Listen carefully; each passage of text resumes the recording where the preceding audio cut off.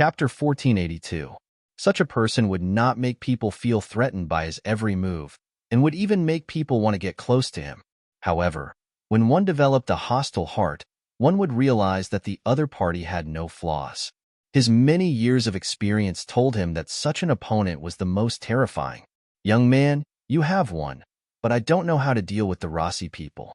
"Oh, and what about the 5,000 palace guards who are absolutely loyal to me?" Yang Chendong, who could not find the other party's flaws and whose breathing was very stable, made the Grand Duke of Blindness unable to find a way to break through. Thus, he simply took the initiative to attack. He also wanted to see how this Han Chinese man would deal with the affairs of the Rossi principalities. Over the years, if there were two things that the Grand Duke of Blindness was most proud of, they would be having such a capable son like Ivan and the fact that he had changed the mentality of the majority of the Rossi people, enlightening them and giving them a strong sense of belonging to their nation. Such people were the least likely to be influenced by others and the least likely to accept the leadership of a foreign race. If things went wrong, they would be in trouble and might even rise again and repeat their glory. It was precisely because of his confidence in these people that the Grand Duke of Blindness asked this question. At the same time, he was also making things difficult for Yang Chenong. In an instant, the Grand Duke of Blindness raised two difficult questions.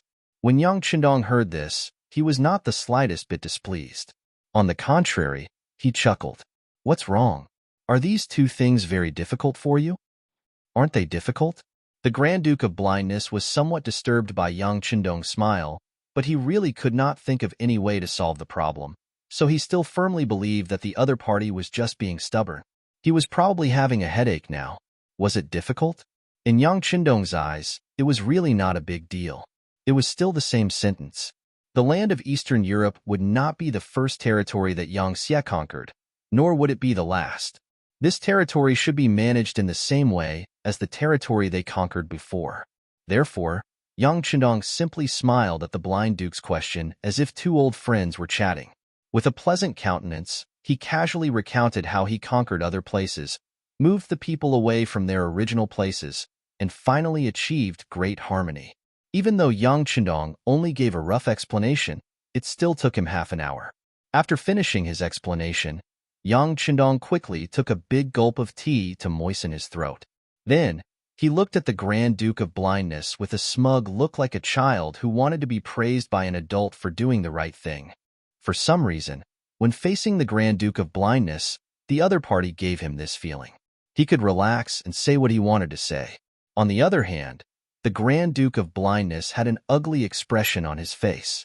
Previously, he thought that the Russian people had been partially liberated under his rule. With such people, it would be difficult for anyone to rule them except for the Russian leader.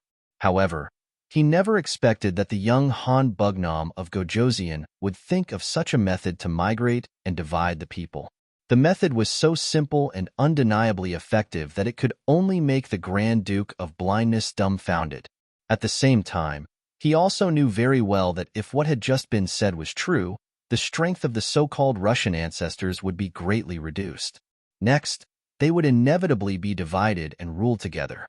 Finally, they would be annihilated in the wheel of history. He was shocked by Yang Xie's strength in his heart. Without such a large territory, it was impossible to do this. Moreover, the money needed to be spent was also incalculable.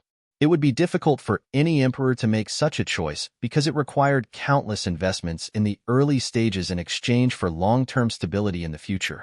However, these problems were no longer problems in the eyes of this young man.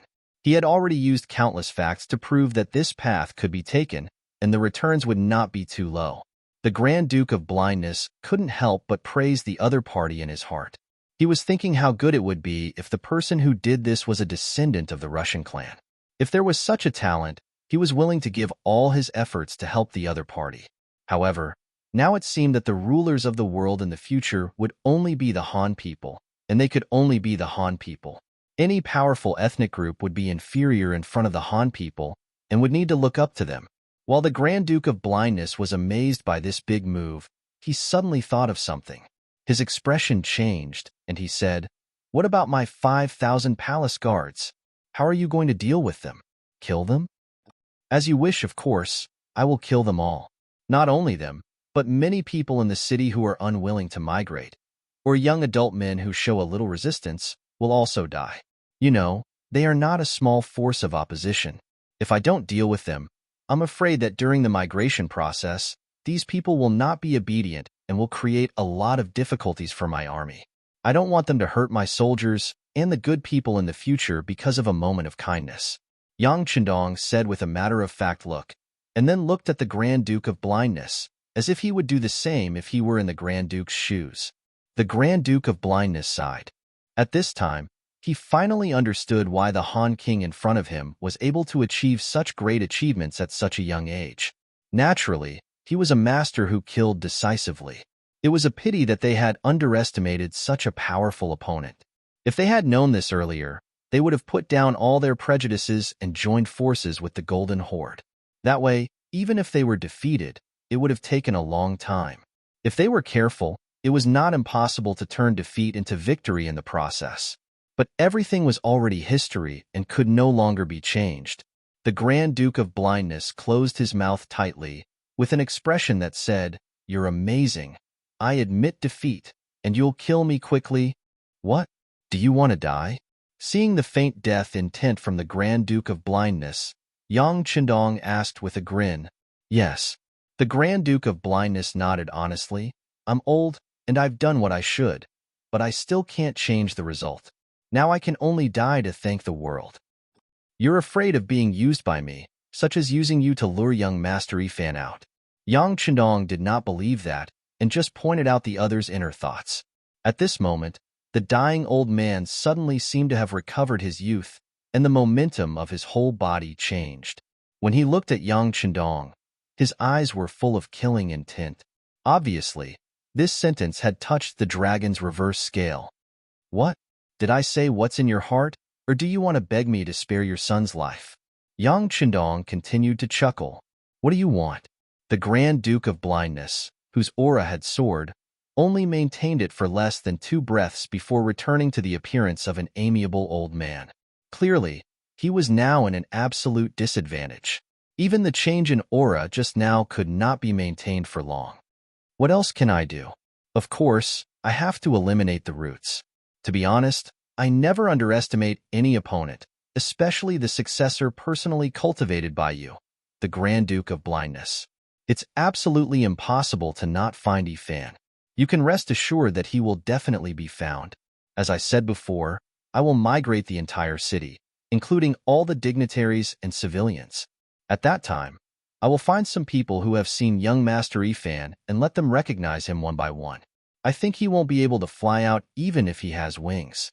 Am I right, Grand Duke of Blindness? Looking at Yang Chendong as if he was talking about a very ordinary thing, the Grand Duke of Blindness sat down on the chair.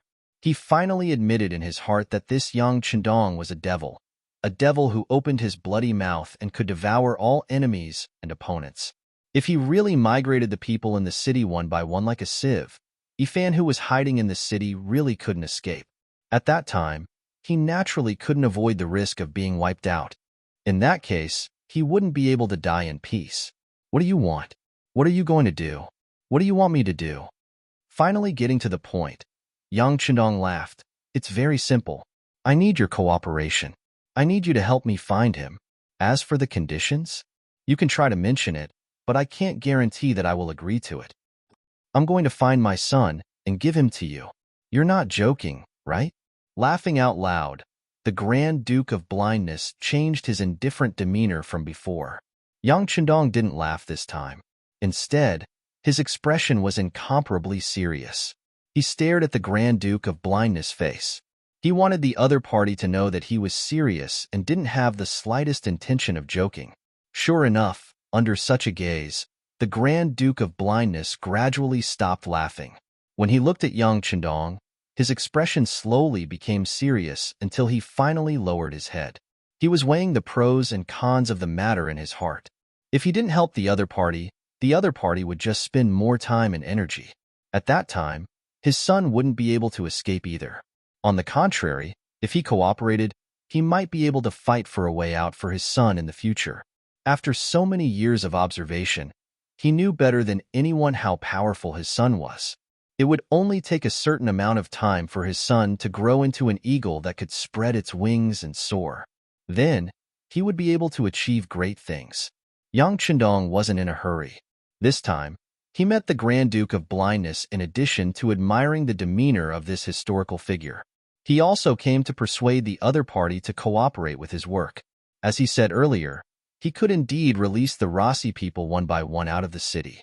In the end, he believed that Ivan wouldn't be able to escape. This was because he believed that not only him, but there were also many people who wanted to capture Ivan to relieve their worries, such as Nevsky and Peter. But it was undeniable that doing so would be a big project. It was just for one person, yet he had to pay such a huge price and time. If Yang Chendong didn't know Ivan's future achievements, he wouldn't have chosen this method. Chapter 1483. But if the Grand Duke of Blindness was willing to cooperate, it would be completely different. Nobody knew a son better than his father. With this person's help, it would be extremely easy to find Ivan. In this way, it would save a lot of time. Of course, it was normal to pay some price for this. Everything depended on what the other party asked for. The Grand Duke of Blindness sat there in silence for a long time, weighing the gains and losses in his heart. In the end, he sighed and said, "In that case, I have 3 conditions. Try to say it." Yang Chendong did not arrogantly say that he would agree even if the Grand Duke of Blindness had 100 conditions. He also answered very cautiously. It was enough to prove that he was very cautious when facing an opponent at the level of the Grand Duke of Blindness. First, please keep the name of Moscow. Please also leave some people who are not a threat in your eyes. After all, this is the place where the Ross clan lived. We still need them to stay as witnesses. At least we won't let them disappear from this land so quickly and prove that the Ross clan was once the owner of this place. After the Grand Duke of Blindness finished speaking, he looked expectantly at Yang Chendong's reaction. In this regard, Yang Chendong just urged, "There are 2 more conditions. Say them together." "Okay. Second, I can help you find Ivan, but you have to promise not to hurt him and you have to swear a heavy oath. Also, you can't kill the 5,000 palace guards. You can give them to Ivan to lead. I will persuade him to become a foreign division in your Han army. Presumably, you still have a lot of places to fight and occupy, so you will always need manpower. Since you are so optimistic about Ivan's strength, presumably his addition will make you like a tiger that has grown wings, right? Third, I want the heads of Nikev and Peter.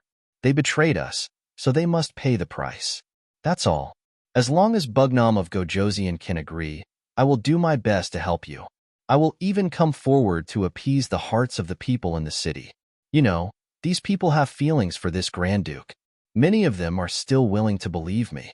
The 3 conditions were stated by the Grand Duke of Blindness.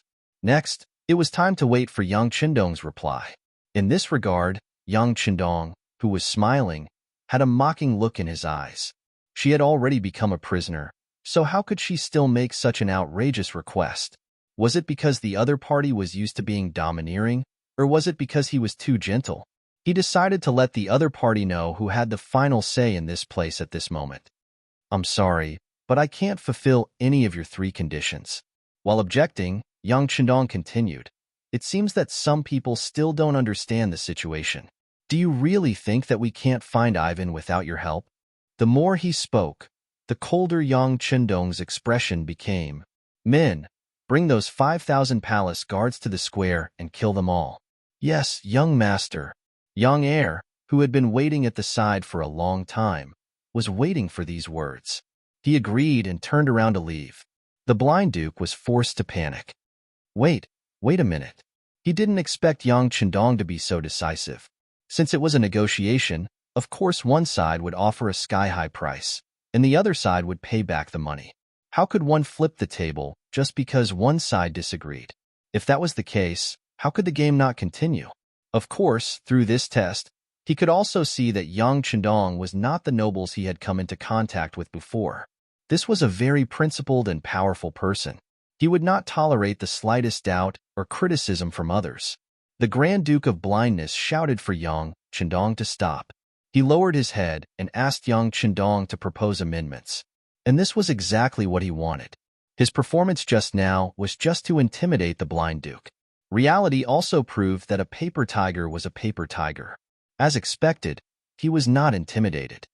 All right, since that's the case, this king will propose the final regulations. When he said final, it meant that the following words could not be questioned or refuted.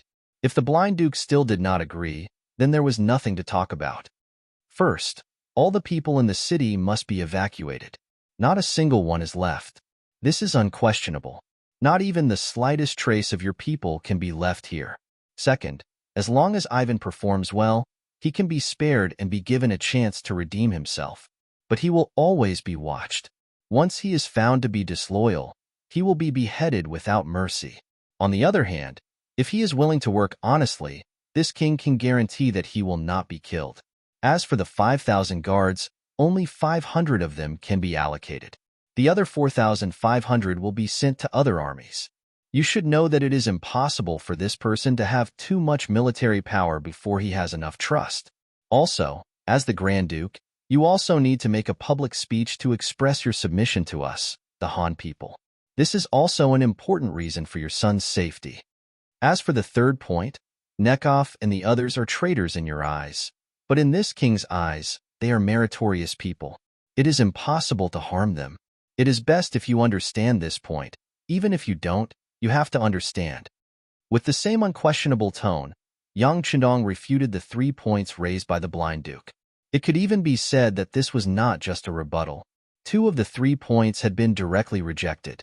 Even the remaining point had been discounted, and Yang Chendong had even taken the opportunity to raise his own opinion. Normally, such an answer would not satisfy the Grand Duke of Blindness. But the other party actually quickly nodded in agreement. Good. I hope Bugnam of Gojosian can keep his promise. Otherwise, this duke will not let you go even if I die and become a ghost. My Rossi people will also disturb your peace. When he said these words, although the blind duke's eyes revealed an unquestionable momentum, there was a trace of craftiness in his eyes. It was clear that this answer had already satisfied him. Originally, what the blind duke wanted was the safety of his son. Through the conversation with Yang Chendong just now, he already knew that the Han man in front of him, Bugnam of Gojosian, had strong means, strong capital, and superb abilities that had exceeded his previous expectations. Unless this person died one day, it would be a nightmare for anyone to be his enemy, and there was no chance of winning. His son could not be this person's opponent. Since that was the case, it was better to submit to this person. There was nothing safer than this. Only by ensuring his own safety could he have the opportunity to look forward to his own grand plan. And once something happened to Yang Chendong, it would be the day when the Rossi clan rose again. The blind duke did not doubt what Yang Chendong said to him. Although he also knew that moving the entire city out one by one and screening them one by one was indeed a very laborious task and would take a lot of time, it was undeniable that this was indeed a good way to find Ivan. If he really could not find Ivan, he did not doubt that this young king would rather kill all the unidentified people in the city. Once he really did that, it would be unknown how many heads would fall to the ground. It would also be tantamount to completely destroying the hope of the Rossi clan's rise. In contrast, this was what he could not tolerate. As long as there was still hope, it was worth it for the blind duke to do anything. He seemed to be a person who was born to make the Rossi clan strong and was willing to do anything for this goal, even death. He was not even afraid of death. It was just agreeing to a few of Yang Chendong's conditions. What was the big deal? Astonishment flashed across Yang Chendong's face when the Grand Duke of Blindness agreed to the conditions so readily. Seeing this, the Grand Duke of Blindness finally revealed a smile that hadn't appeared in a long time. What? Bugnam of Gojosian, don't tell me you want to go back on your word? Go back on my word? How is that possible? Yang Chendong shouted as if someone had stepped on his sore spot. He looked like he was pretending to be a tough guy. Since these words came from this king will certainly fulfill his promise. Then it's a deal. Next, I'll have to ask Bugnam of Gojosian to invite some people to be witnesses. You know, if there's no guarantee, I won't dare to trust my former enemy. You would do the same. The blind duke was happy that his plan had succeeded. Of course, Yang Chendong also looked like he was willing to accept his loss. Then, He snapped his fingers and ordered someone to call over the high-ranking generals of the five-star army in Moscow and a group of senior officials from the Rossi kingdom. He wanted to swear in front of everyone to prove that he was serious and at the same time dispel the blind duke's doubts. After doing all this, Yang Chendong seemed to be in a bad mood. It will take some time for these people to come. This king is a little tired and needs to rest now. After saying that, he turned and left without waiting for the blind duke's reaction. Beta Persei followed him. When the two walked out of the hall, Beta Persei saw that there was no one around. So he hurried to Yang Chendong's side and said, "Young master, did that old guy make you angry? If so, this little one will go back and kill him now. That way, no one will know the content of the previous conversation." "No need," Yang Chendong replied with a smile. Where was the angry look from just now? Just as the blind duke asked for a sky-high price, why wouldn't he pay? No one knew Ivan's power better than him. If he didn't find such a person, he wouldn't even be able to sleep in peace. In contrast, it was just agreeing to some of the other party's conditions. What was the big deal? Don't forget that Yang Chendong swore that as long as Ivan didn't rebel, he wouldn't do anything to him. But the other party was originally an ambitious person. As long as the opportunity was right, how could he not rebel? Chapter 1484. What? What if there's no chance? Haha, Yang Chendong can create opportunities for him. I don't believe that the other party won't fall into my trap. If that's the case, I won't feel guilty at all after killing this person, and all the efforts of the blind archduke today will be in vain. It was with this idea that Yang Chendong reluctantly agreed to the other party's second request. As for deliberately pretending to be angry, it was just to confuse the blind archduke and not give the other party a chance to regret. After all, even if all the people in the city were moved out, they might not necessarily be able to find Ivan. What if the other party hid in a certain tunnel in the city and didn't go out? Could it really be possible to tear down the entire Moscow city and dig 3 feet into the ground? How much time and cost would it take? It was just for a person who didn't have the ability to pose a threat, so it was really a bit of a fuss. With their own thoughts, everyone was quickly summoned. In front of everyone, Yang Chendong made an oath in the name of King Wunan of Damyang that as long as the blind archduke found Ivan and sent him to him, not only would he not kill this person, but he would also give this person the power to lead troops. He also promised that unless this person rebelled or made a real move, Yang Chendong would never kill this person. Violating this oath would incur the wrath of the gods. Yang Chendong made a statement in public, and the blind archduke was overjoyed. In front of everyone, he proposed several locations, and the well-prepared black cavalry divided into several groups to search for him. About an hour later, a stooped Ross clan man dressed in civilian clothes appeared in the hall. In the past, there were many people who pretended to be crazy in order to achieve great things. For example, Go Jian, who endured hardships, could even eat feces when he was crazy. Mr. Zhu Di of the Great Ming dynasty also pretended to be crazy for a long time in order to dispel Zhu Yunwen's suspicion of him at that time. It was just that Yang Chendong had never seen those people, unlike the current Ivan, who he saw with his own eyes. He didn't know what was applied on his face, but it made his skin look a lot older. There were more wrinkles on his face, showing that he was far older than his age. There was also that stooped body, which didn't seem artificial at all, as if he was born like this. Coupled with that silly smile, he really looked like a mentally retarded child. There was no trace of the young and high-spirited young Master Yi Fan in his every move. He didn't seem to have the temperament that a noble should have, but Yang Chendong was still very sure that the other party was Ivan. Otherwise, the black cavalry wouldn't have brought such a person into the hall. Just as Yang Chendong was looking at this fool who the black cavalry said was sleeping in a horse barn, the blind Grand Duke, who was also standing in the hall, suddenly spoke. "My son, Ivan, your father-in-law has already talked to the King Wunan of Damyang. You won't be guilty, and you still have the right to lead the troops. Now, please restore your true body." As soon as these words came out of his mouth, the stooped man standing in the hall, whose eyes were originally dim, suddenly shone brightly. Then, the man suddenly straightened his body like a magic trick. As he stretched out his hand, some of the disguises on his face were also removed. A spirited and handsome young man in his 20s appeared in front of everyone. How could those who knew Ivan not recognize him? Who else could he be if he wasn't the wise young master Ivan of the Ross clan, who was predicted to appear once in a few hundred years? I finally caught you. Yang Chendong saw everyone's reaction and revealed a victorious smile on his face. At the same time, he was also shocked. Thinking about it, if this person was really dressed like this, even if everyone in the city had to go through a sieve, they might not be able to find him. And if he let him escape, he was really worried that the new Second Army commander, Sherbet, who was left behind to guard the city, might not be able to defeat him. Ivan was finally found. Yang Chendong also fulfilled his promise and gave him the position of Chiliarch, which consisted of 500 ordinary Mongolian soldiers and 500 palace guards.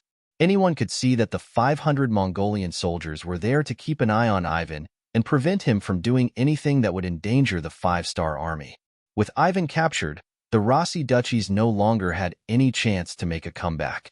Yang Chendong could finally rest assured and bid farewell to the Rossi duchies and prepare to leave. Before that, the new Second Army was also formed. Unexpectedly, the officers used were basically the same as the original members of the new Second Army. The commanders were Qiao Chao, the commander of the 104th Army, Li Jun, the commander of the 105th Army, Wu Hui, the commander of the 106th Army, Yang Chunfeng, the commander of the 107th Army, and Su Liang, the division commander of the army. The 4 division commanders were all promoted by 1 rank and became division commanders. The original division commander Su Liang was also promoted by 2 ranks and was promoted to division commander. The reason why all of them were recruited was to make it easier for Sherbet to manage them. Everyone was familiar with each other and could save a lot of time. Secondly, this place was remote and not many people were willing to come. Even if they were willing to come, it would take time. Since that was the case, it was better to put these people to good use first. As for whether they were suitable or not, time would tell. If it really didn't work out, he could just change them again. At the same time that the new Second Army was established, Yang Chendong established the Far East Army in the name of the Army Commander-in-Chief. The commander was Chen Bo, and the division commander under the army was Dai Qua of the 108 Army, Kong He of the 109 Army, Shi Xiaolin of the 110 Army, Ma Hong of the 111 Army, and the division commander Wu Ba of the army. Similarly, the old members of the Far Eastern Army were promoted, and the division commander was promoted to division commander. In this way, it meant that there were a total of 8 armies and 2 division commanders in this area. Even if something happened, these people were enough to solve the problem, and there was no need to transfer troops from outside. After giving 2 orders in a row, Yang Chendong was ready to leave Eastern Europe. Speaking of which, it had been 3 years since he led the troops into the Far Eastern region. It was much longer than the time needed to conquer any land. Fortunately, the harvest this time was big enough and the territory was enough. The slaves and gold and silver seized were also far beyond his expectations. At the end of August, 1463 AD, Yang Chendong gathered a total of 400,000 troops, including the world's first cavalry army, the 3rd Cavalry Army, the Cold Front 2nd Division, a total of 100,000 troops, 100,000 Russian troops, and 200,000 Mongolian troops. For the difference, the Mongolian troops were the enemy, and the Mongolian troops were the surrendered troops, and were a part of the 5-star army. Setting out from the city of Moscow, with the pretext of pursuing Shamask, the leader of the Cherkass people, and Maxim, the leader of the Novgorod city-state, the troops were directed towards the Rossi principalities and the Lithuanian state, which was located to the south of the present Eastern European province. Before this, the leader of the Alans, Maulayan, Tugnev of Yatka, and Vanya of Pskov were either killed by the 5-star army, or they surrendered due to their powerful strength. Only a few generals such as Shamask and Maxim managed to escape.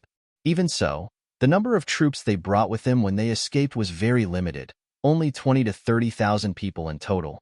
However, Yang Chendong still chased after them with the 400,000 troops, which was more or less like using a cannon to kill a mosquito.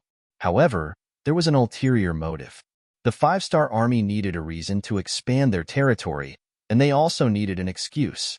At the end of the 9th month of the year 1463, the 400,000 men of the 5-star army captured the capital of Lithuania, which was trying to shelter Shamask and the others. Lithuania was thus destroyed and became another part of the Yang faction. Unfortunately, they still couldn't find Shamask and the others. But it didn't matter. There was already news that they escaped to Poland with their troops, so they just had to continue the chase. Therefore, the Five-Star Army's 400,000 troops continued to move forward, taking down Poland, Hungary, and other small countries. They brushed past the border of the Roman Empire and entered Serbia, Bulgaria, and other small countries. Facing the aggressive Han army, these countries had no choice but to surrender, as if they were repeating the scene of the Mongol Empire many years ago. In the end, the Five-Star Army successfully took down the Byzantine Empire that surrendered and appeared behind the Ilkhanate. Right now, it was already February, 1464 AD. It was snowing heavily, and it hindered the traffic. As a result, the Five-Star Army had no choice but to stop and rest. Relying on their military cotton coats and warm down jackets, as well as high-waisted riding boots, even in the coldest weather, the Five-Star Army's soldiers rarely lost any members because of this. This was the benefit of having powerful equipment. How could an army wearing thin clothes be a match for the Five-Star Army in warm jackets? However, not everyone was a Han soldier who fought against the M Empire and supported the Empire, and they had a strong sense of trust and obedience. The achievements that the Five-Star Army had achieved along the way, as well as the glory that they had created, had already spread throughout this region. If it weren't for the heavy snow, they would have stopped and killed their way here. Harsinhan of the Ilkhanate was the closest to the Five-Star Army, and he was the most nervous one. Even though the heavy snow made it hard to travel, Harsinhan still used every second he had and wandered around, trying to find more reinforcements. Finally, he managed to convince Khan Amur of the Timur Empire.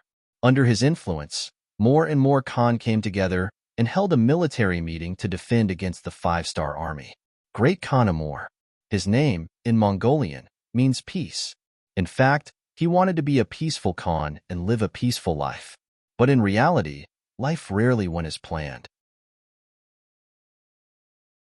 Chapter 1485. The Timur Empire could be said to be an existence not inferior to the Golden Horde. Moreover, because of the lush grasslands around it, their development was rather fast. But it was precisely because of this favorable environment that ambitious people appeared one after another. The originally large Timur Empire was thus divided into several clans, like the Norman Khanate, the Ilkhanate, the Kazakh Khanate, the Crimean Khanate, and the Kazan Khanate. They were all once part of this empire. From this, one could see just how powerful the Timur Empire was. If not for the fact that it was divided, no one around it would be a match for it. These Khanates, who usually had their own agendas, were finally able to come together in the face of the powerful enemy, the Five-Star Army. Within the tent of Great Khan Amur, Saihan Khan of the Norman Khanate, Hassan Khan of the Ilkhanate, Janilbek Khan of the Kazakh Khanate, Haji Khan of the Crimean Khanate, Ulev Khan of the Kazan Khanate, as well as Yang Salu and Ili of the Yusang tribes, had gathered together. King Bao lied. Thanks to the heavy snow, these leaders, who had been nervous about the war, were able to gather together and discuss important matters. From this, one could see just how much pressure the Five-Star Army from the Byzantine Empire was exerting on them. Fortunately, none of them had been idle in this period of time. They had been constantly clashing with the Five-Star Army from the east, so they were already used to the rhythm of war. They weren't that afraid, and after such a long period of war, they were no longer as fearful of cannons as before. But this didn't mean that they weren't afraid of the Five-Star Army. On the contrary, when they learned that the commander of the Five-Star Army behind them was King Wunan of Damyang, every member of the conference became extremely cautious. They had heard far too much about this Yang Chendong. Just the titles he had given him were numerous. For example, the most basic title of King Wunan of Damyang, the title of Heavenly Khan given to them by the grassland, and titles like God of War and God of War. No matter which one it was harsh to the ears, especially the title of Heavenly Khan. In many people's hearts, only their ancestor Genghis Khan could use this title, but now it was used by a Han. This was equivalent to a loud slap to their faces, causing them to blush. But even though they knew this, there was nothing they could do. Facing the Five-Star Army from the east, they could only fight to a draw at most. This was because they had a vast space and complex terrain, which allowed the cavalry to unleash their greatest advantage and suppress the less mobile cannons. This time, facing the Five-Star Army from the west, one could imagine what their chances of victory were. Are you really Han Chinese? Is that really the King Wunan of Daemyong? Among the crowd, the Kazakh Kaganate's Khan, Janierbek, said with an angry face. It was no wonder that he would think this way. In the past, when they faced Han Chinese, if they could win, they would take advantage of them and plunder them. If they couldn't win, they would run away. At most, they would write a letter and acknowledge the other party as their master. After a period of time, when they had recovered enough strength, they would be able to launch another expedition. But as a Han Chinese, this Bugnam of Gojoseon did not accept this at all. Wherever he attacked, it would become the territory of the other party.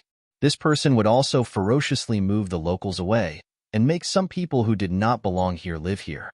This was equivalent to completely erasing everything that once existed here. This was equivalent to cutting the weeds and eliminating the roots. They did not accept surrender, nor did they accept the exchange of benefits.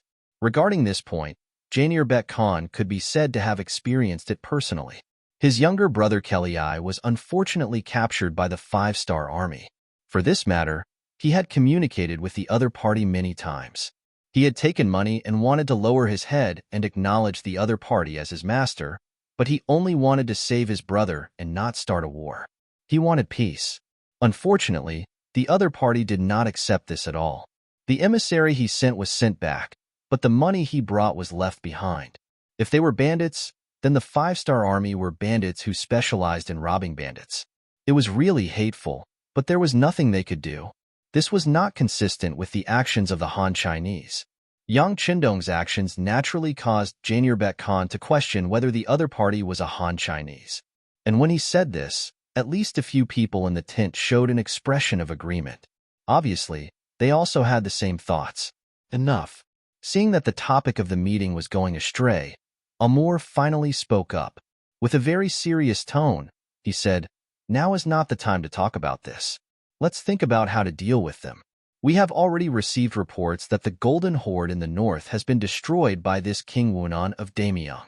Not only that, the Ross Principality, which was the enemy of the Golden Horde, was also destroyed.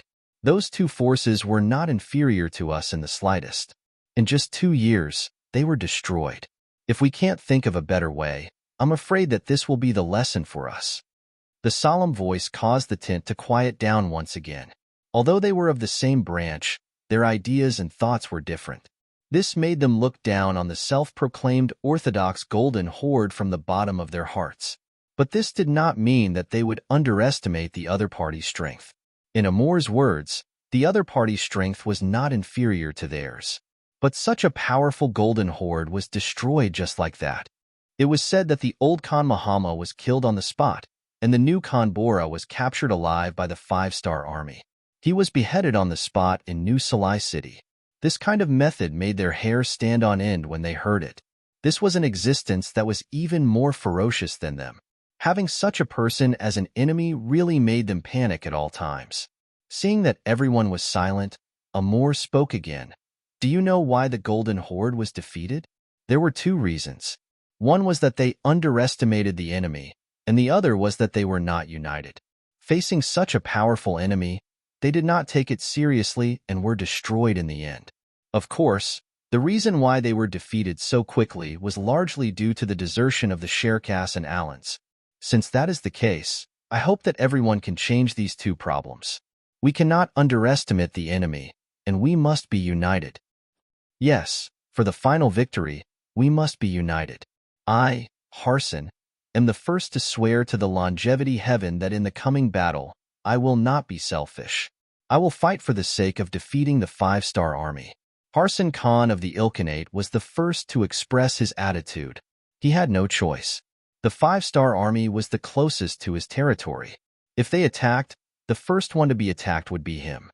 Therefore, he had high hopes for today's joint meeting. The result of this meeting would determine whether the Ilkhanate would continue to exist in the future. After Harson expressed his attitude, everyone looked at each other. Finally, one by one, they stood up and expressed their attitude. For their own survival, for the continuation of their race, they would give up their prejudice and personal conflicts and unite to fight against the Five-Star Army. Very good. Seeing that everyone had expressed their stance, Amu revealed a knowing smile on his face, since everyone can see the seriousness of the matter, and also expressed that we will advance and retreat together, then let's discuss. Facing the 5-star army in the west, facing the aggressive Han army, I hope that everyone will do their best. Good, I agree.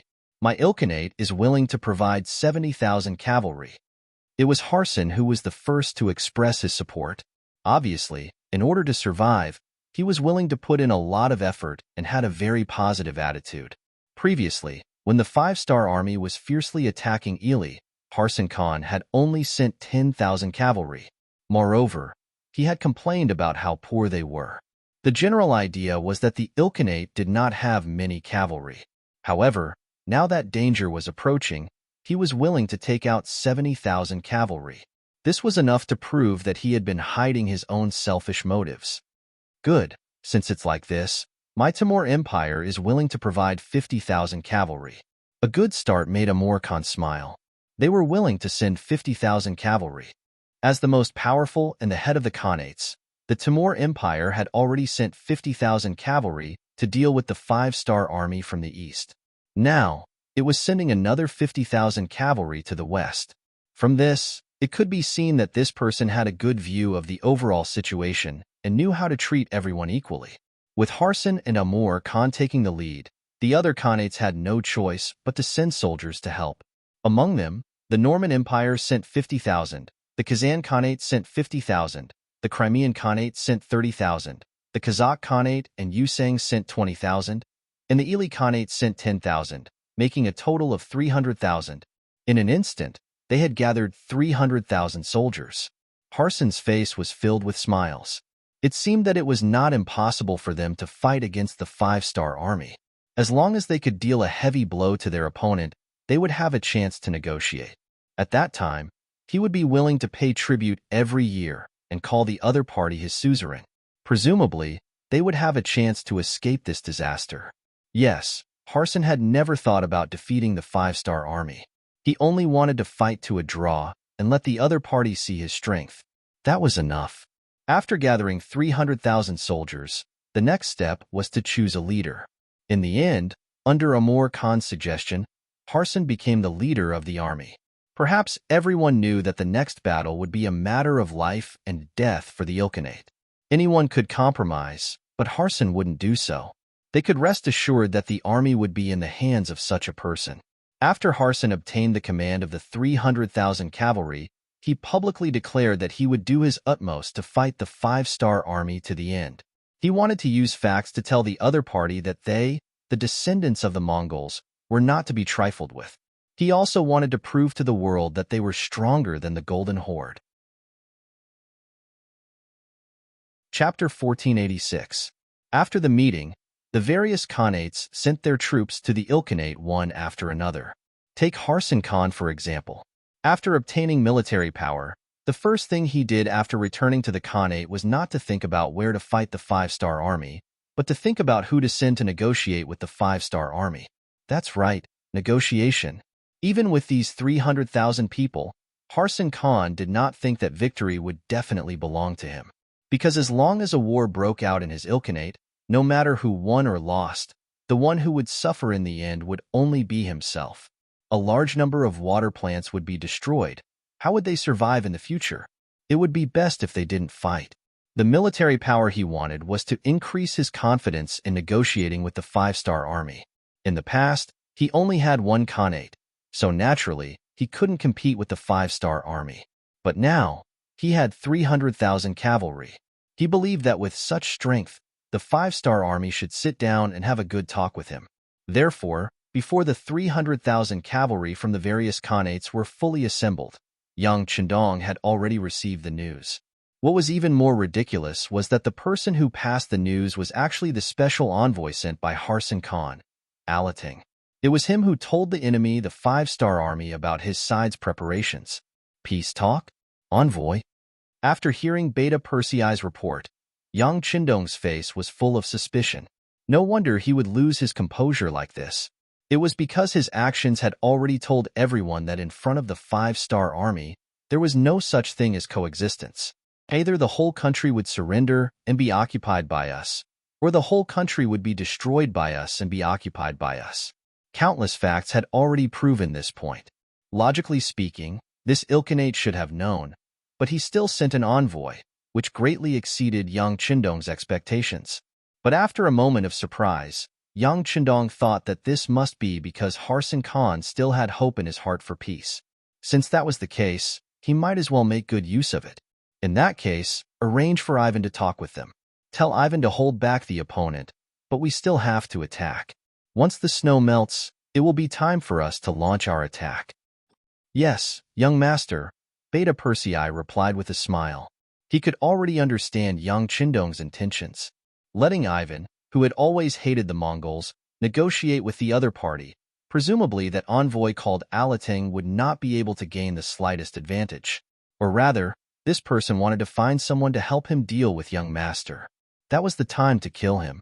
Ivan. Ever since they surrendered to the 5-star army, they had been behaving normally. As his father-in-law had told him before he left, he could not perform too well. Otherwise, Bugnam of Gojoseon would pay close attention to him. However, he couldn't perform too badly. Once he lost his value, the other party could abandon him at any time. As long as he kept a low profile and bided his time, when Yang Qindong was no longer around, he would be able to soar in the sky like a bird and leap in the sea like a fish. Ifan deeply agreed with this point. He had always behaved like this. Along the way from Eastern Europe, he had destroyed several countries and forces, big and small.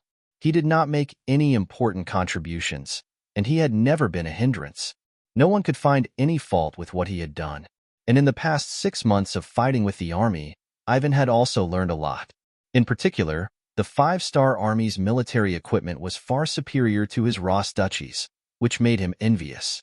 Sometimes, he would think in his heart that if he had the same military equipment as the 5-star army, then when the two sides fought, it would be hard to say who would win and who would lose. Of course, he would suppress such thoughts deep in his heart. He was very clear that there was more than one pair of eyes staring at him in the dark. If he made any moves that were out of line, someone would immediately come and take his head. Ivan acted cautiously. Just like that, day after day, he slowly adapted to the life and rhythm of the 5-star army. This made him sometimes think that he was a member of the 5-star army. After the army arrived at the border of the Ilkhanate, the army stopped advancing due to the heavy snow. They began the process of conserving their energy. Sometimes, people couldn't be idle. Perhaps when they were busy, they would forget all their troubles and unhappiness. On the other hand, when they were idle, their minds would constantly wander and think about all kinds of problems. After relaxing his mind, Ivan became a little anxious. He thought about how he and Yang Qindong were only 10 years apart. When Yang Qindong grew old one day, he was afraid that he would also be very old. At that time, would he really have the energy to revive his country? To this question, he didn't have a definite answer.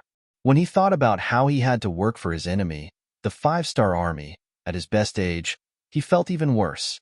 He was anxious to find an outlet to vent the unhappiness in his heart. It was at this time that the orders from above came. He was to represent the 5-star army to negotiate with the Ilkhanate's envoy and find a way to stabilize the other party. Ivan, who now had a mission, was like a completely different person.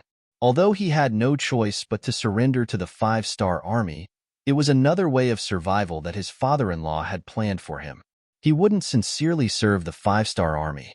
However, when the opponent was the Mongols, he was very happy to do some things.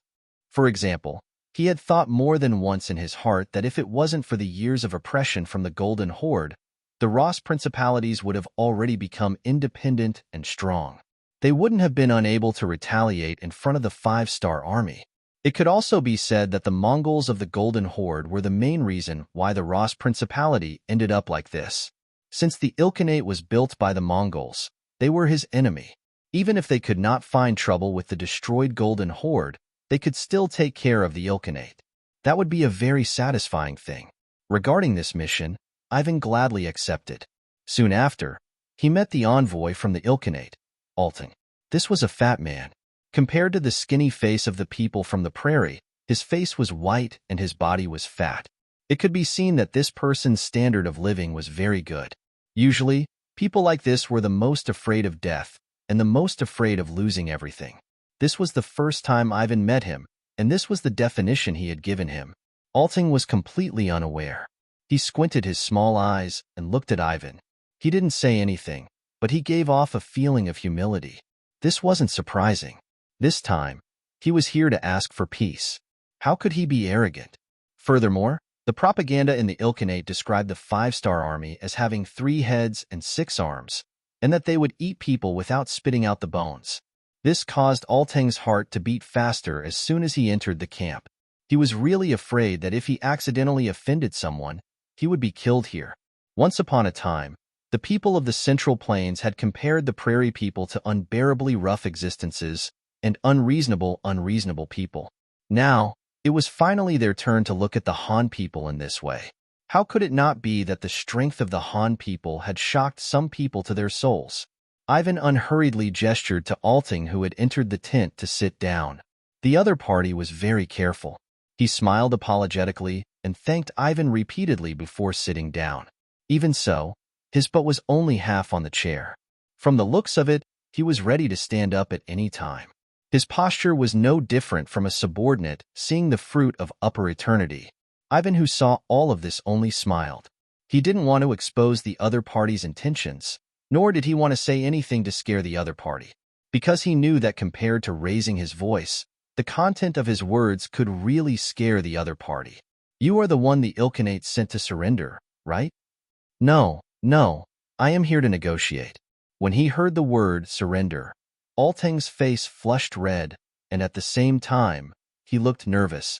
Negotiate? Ivan purposely frowned, then slowly raised his head and said, Did we say that we want to negotiate? This? Of course not. But we have 300,000 cavalrymen. Before Alting could finish, Ivan's expression changed. What? Are you trying to scare the 5-star army?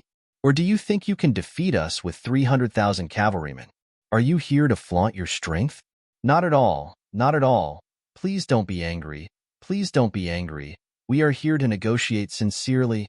Alting was so scared that he stood up and tried to explain himself. However, Ivan already had an impatient look on his face. After a humph, he stood up and left. Alting was left standing alone in the tent. He didn't know what to do.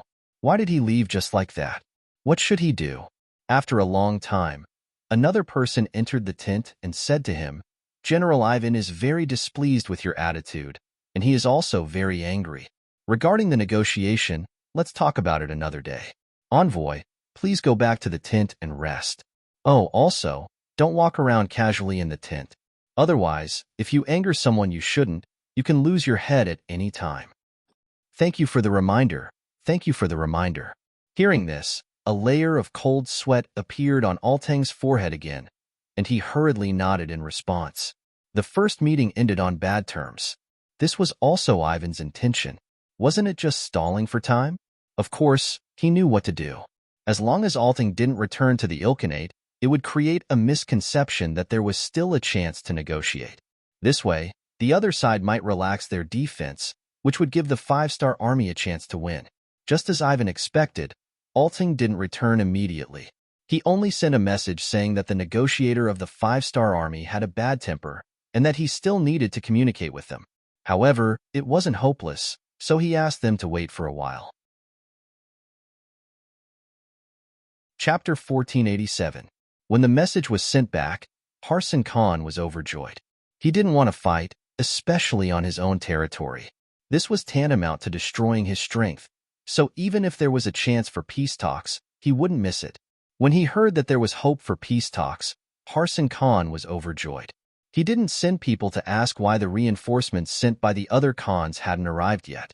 In his opinion, it would be best if there was no war. If the reinforcements didn't arrive, he could save a lot of military provisions. 3 days later, Alting felt that Ivan's anger should have subsided a little, so he asked the 5-star army soldiers guarding outside his tent to pass on a message. He wanted to see General Ivan and continue the negotiations. In the afternoon, in the same big tent, Alting saw Ivan, who reeked of alcohol. When he saw the other party's appearance, Alting was relieved. He wasn't stupid. He was most worried that the other party would use him to lower the vigilance of the Ilkhanate and prepare for war. But now that he saw Ivan's body reeking of alcohol, he thought that the other party wasn't preparing for war, but enjoying it. It seems that they don't like war. That being the case, he was confident that the peace talks would succeed. Sure enough, this time, Ivan was much easier to talk to than the last time. He didn't object to the peace talks proposed by Alting. Instead, he really listened to the other party's various opinions.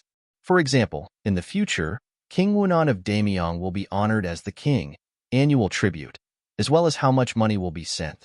In the end, when it was time for Ivan to express his opinion, he still said with a face full of alcohol, "Good, good, good, good, ha."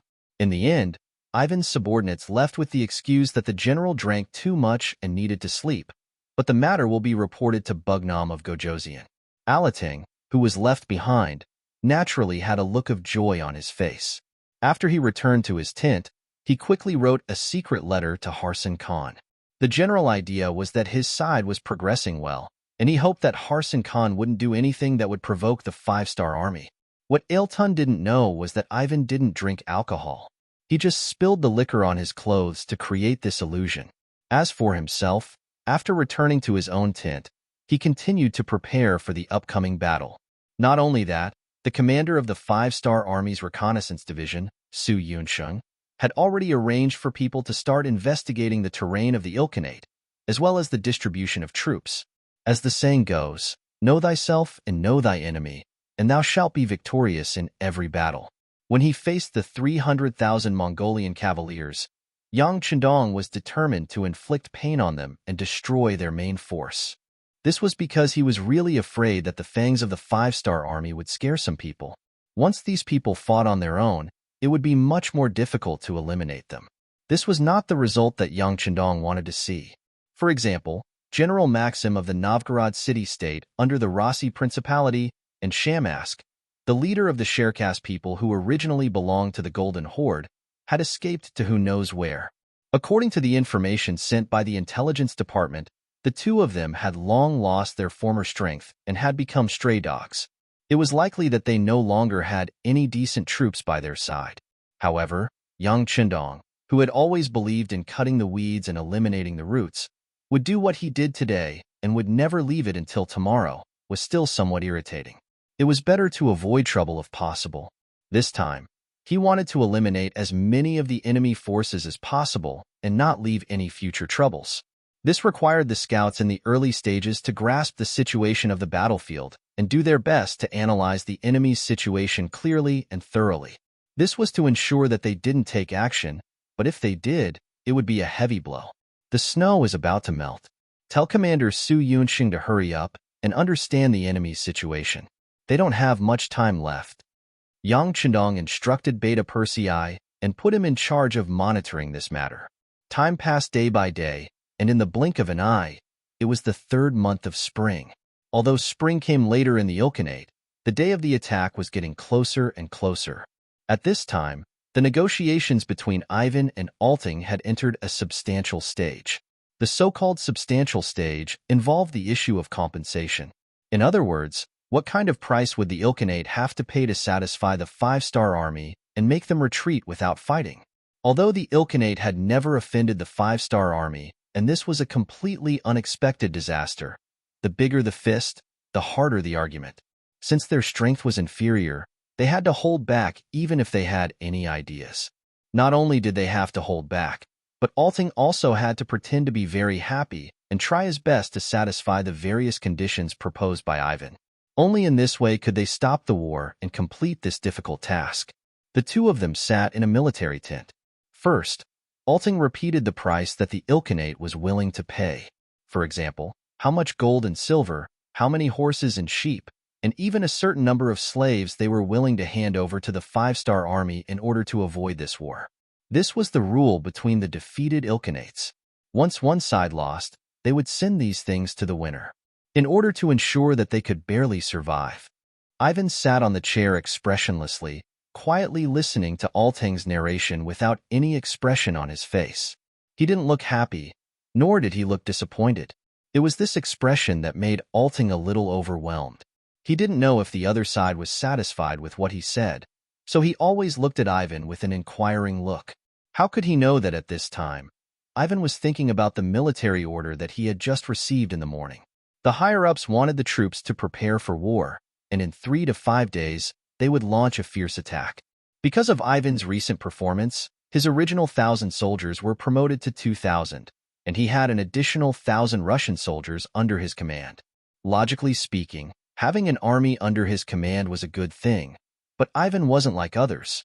He was very clear that no matter what he did, he wouldn't be able to gain young Qindong's complete trust. Since that was the case, why would he be given an additional 1,000 soldiers? Moreover, they were Russian soldiers? He was the young master of the Rus Duchy. Logically speaking, all Russians were his subordinates, his own people. In order to prevent him from betraying, even if he was to increase the number of soldiers, it should be the Mongolian army and not the Russian army. What was Yang Qindong trying to do? Was he testing him? Or was it because his performance had won the other party's trust, and he was really going to give him power? After thinking about it, Ivan ruled out the second possibility. In other words, it was impossible to have absolute trust. Then, the only thing left was to test him.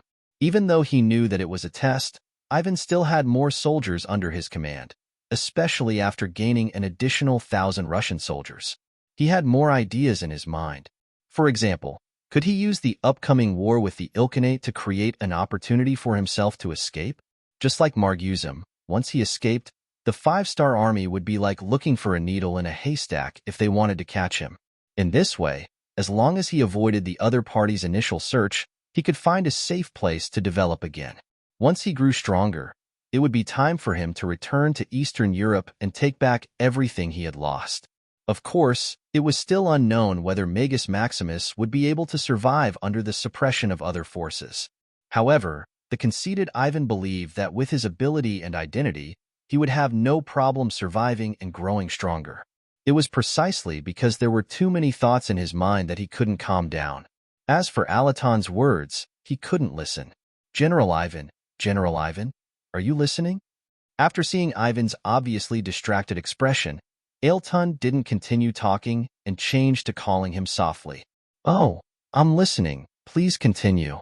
After Ivan was woken up, he showed an apologetic expression and said he wanted to calm down because his intuition told him that now wasn't the time to fight back. Yang Qindong must be paying attention to him, but there was another voice in his mind that kept calling him. If he didn't take this opportunity to fight back, he didn't know when the next opportunity would come. If that was the case, could he really keep waiting? Would his character and self-esteem allow him to do that? The strength of the Ilkhanate was average, and it wasn't a good partner to cooperate with. But he didn't expect the other party to really defeat the 5-star army. As long as the Ilkhanate's main force was delayed, it should be possible to create an opportunity for him to escape. Alaton said that in order to deal with the 5-star army, the Ilkhanate borrowed 300,000 cavalries from the other Khanates. 300,000 cavalries, they should be able to create some trouble for the 5-star army and make them unable to take care of him. At that time, his opportunity might come. Ivan was very clear about his own strength. He didn't want to leave in a daze. What he wanted was to kill Yang Qindong. Only in this way could the 5-star army be in chaos, and he could return to Eastern Europe to reorganize. Compared to Maxim, who had disappeared without a trace after escaping and was now hiding in some unknown mountain, what he wanted to do was to retake Moscow and lead the Rossi people to stand up again. And he firmly believed that as long as there was no Yang Qindong in front of him, he might be able to do this. When he looked at Alting, who was still speaking with a fawning expression on his face, he couldn't help but feel a sense of uncertainty in his heart. Is such a person suitable to be my ally? Forget it. He seemed to have no other choice. In the situation where he didn't know when the next opportunity would be, he could only give it a try. Ivan suddenly got up and walked to the door of the tent. He saw that the person guarding the door was the former palace guard, and he was absolutely trustworthy. When he saw that there was nothing abnormal outside, he coughed and turned to Alaton. You're going to be in big trouble. Do you know that? What? Alaton asked as if he didn't understand. But at this moment, his face had already turned pale, and he had an extremely terrified look on his face. He had revealed his cowardly side without a doubt. Chapter 1488. In the main tent, Dao Xiao, The captain of the 2nd Black Cavalry, who was responsible for monitoring Ivan's tent, was reporting the situation. It looks like everything is normal. There is no problem. Okay, you can go. Listening to Dao Xiao's words for a long time, Yang Chendong waved his hand. Dao Xiao retreated, leaving only Beta Persei in the tent. Seeing Yang Chendong's eyebrows seem to be frowning together, he asked puzzledly, "Young master, didn't Captain Dao say that everything is normal? What are you worried about?" "Oh, normal is abnormal." Yang Chendong shook his head. He has an intuition that in the face of such a good opportunity, Ivan will do something. Because he firmly believes that the two of them are the same in their bones. They are the kind of people who are unwilling to live under someone else's roof, and they have strong national characteristics. The more so, the more impossible it is for such a person to truly surrender to another person. Now that there is no action, it doesn't mean that his temperament has changed, it's just that there is no suitable opportunity. In order to make the other party reveal their true colors, he deliberately strengthened the other party's military power in order to accelerate the other party's intention to rise. He doesn't believe that Ivan will continue to wait under the conditions of internal and external troubles. He will definitely do it, Yang Chendong firmly believes. Are the ninjas of Japan in place? Yang Chendong suddenly got up and asked as if he thought of something. Young master, Chuishiko has arrived. There are 50 ninjas with him. Beta Persei had already received the report, but because there were only 51 people, he didn't report this small matter. Very good. Tell Chuishiko to come down and see me. Remember, see me secretly. No one except the Black Cavalry should know about this. Yang Chendong ordered. Just as Yang Chendong arranged everything in the main tent, the messenger of Ilkhanate, Alating, was sitting in his tent with a pale face. If one took a closer look, they would notice that his body was trembling. Yes, Alerting was very scared at this moment, when he suddenly found that his efforts these days not only did not help the Ilkhanate, but also helped the tyrant. He hated himself to death. Why did he trust the 5-star army so much? They had actually made preparations to attack the Khanate behind his back.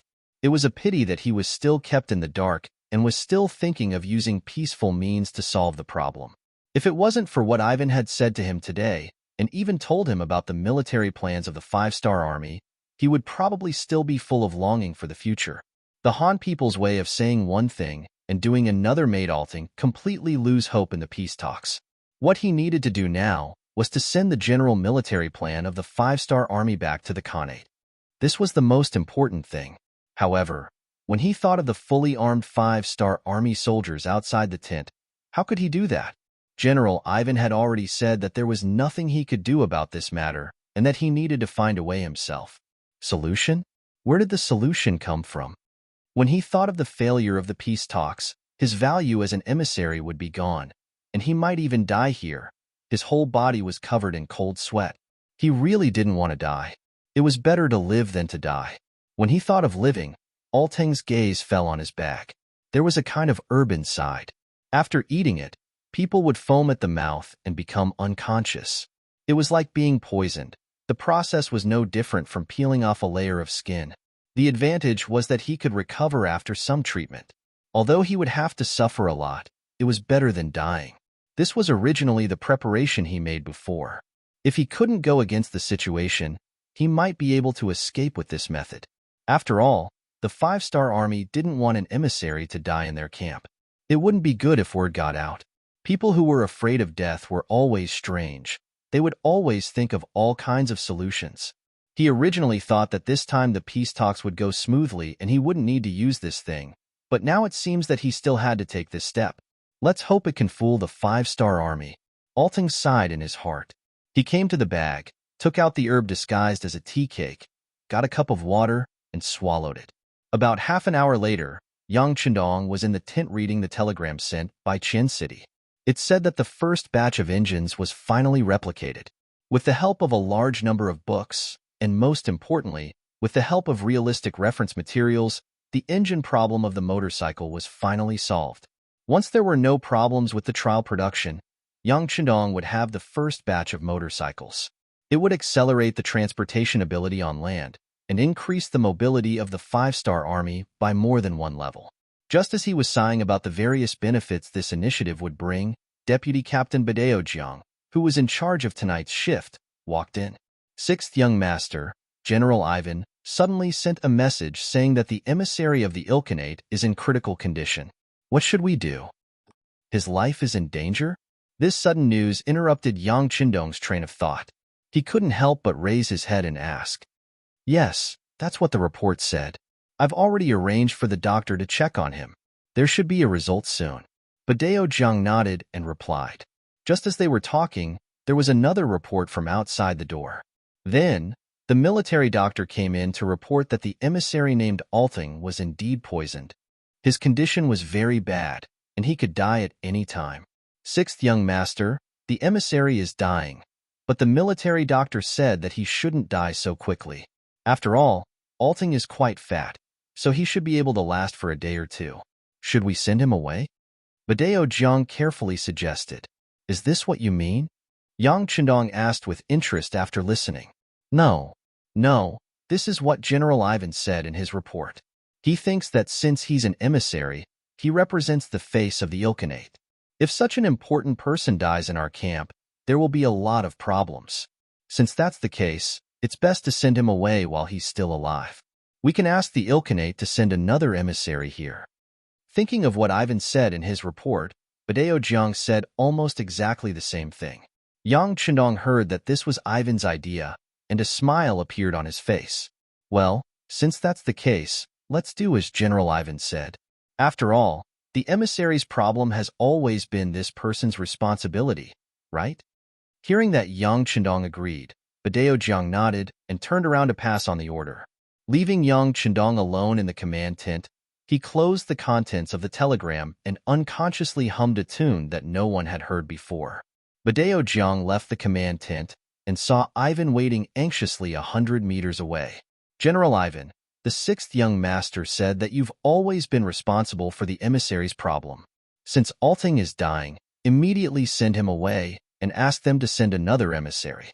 By the way, the emissary's food needs to be carefully checked in the future to prevent this from happening again. The last sentence was added by Badeo Jiang himself. He felt that it was necessary to say it. And because of this sentence, the suspicion in Ivan's heart was dispelled. He even suspected that Yang Qindong had seen through his trick. But when he heard this sentence, his face relaxed a lot. Okay, I'll be careful in the future. Then I'll go arrange it. Ivan turned around and left, lamenting Alting's decisiveness in his heart. Originally, he was curious about how Alting would leave the 5-star Army's camp. He didn't expect Alting to go all out and use such an extreme method, although Ivan didn't know how Alting did it. But his intuition told him that Alting would be fine. At most, he would suffer a little. This was all because Alting was afraid of death, and people who were afraid of death would always think of many ways to survive. Ivan watched as the Ilkhanate's emissary group left. He looked at Alting, who was carried on a stretcher and didn't say a word from the beginning to the end, only foaming at the mouth from time to time. He was really worried.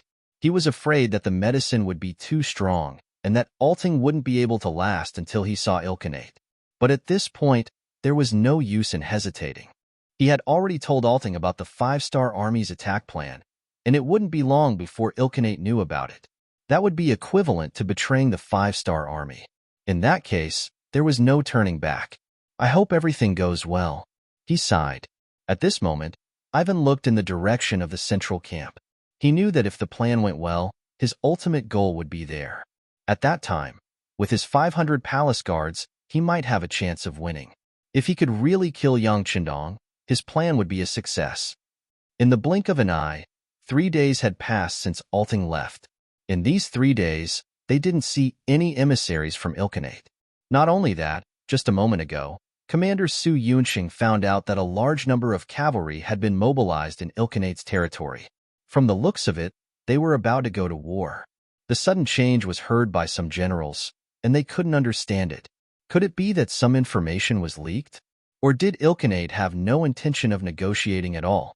They were just like him, using the peace talks to buy time, but were actually secretly preparing? In the central camp, Yang Qindong also received the battle report from the scout division. He raised his eyebrows, and his eyes revealed a trace of undetectable killing intent. Summon all generals above division level. Come in for a meeting. In less than half an hour, all the officers above division level had arrived in the central camp. There were also a few people who were stationed far away, so they would catch up in a short time. But Yang Chendong didn't need to wait for them. Speed was the most important thing in war.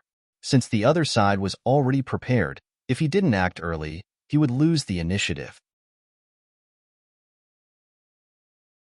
Chapter 1489. Seeing that most of the people had arrived, Yang Chendong stood up from his seat. Following his action, everyone immediately fell silent. Everyone looked at Yang Chendong expectantly, waiting for his decision. Everyone, this king originally wanted to solve the problem of the Ilkhanate peacefully.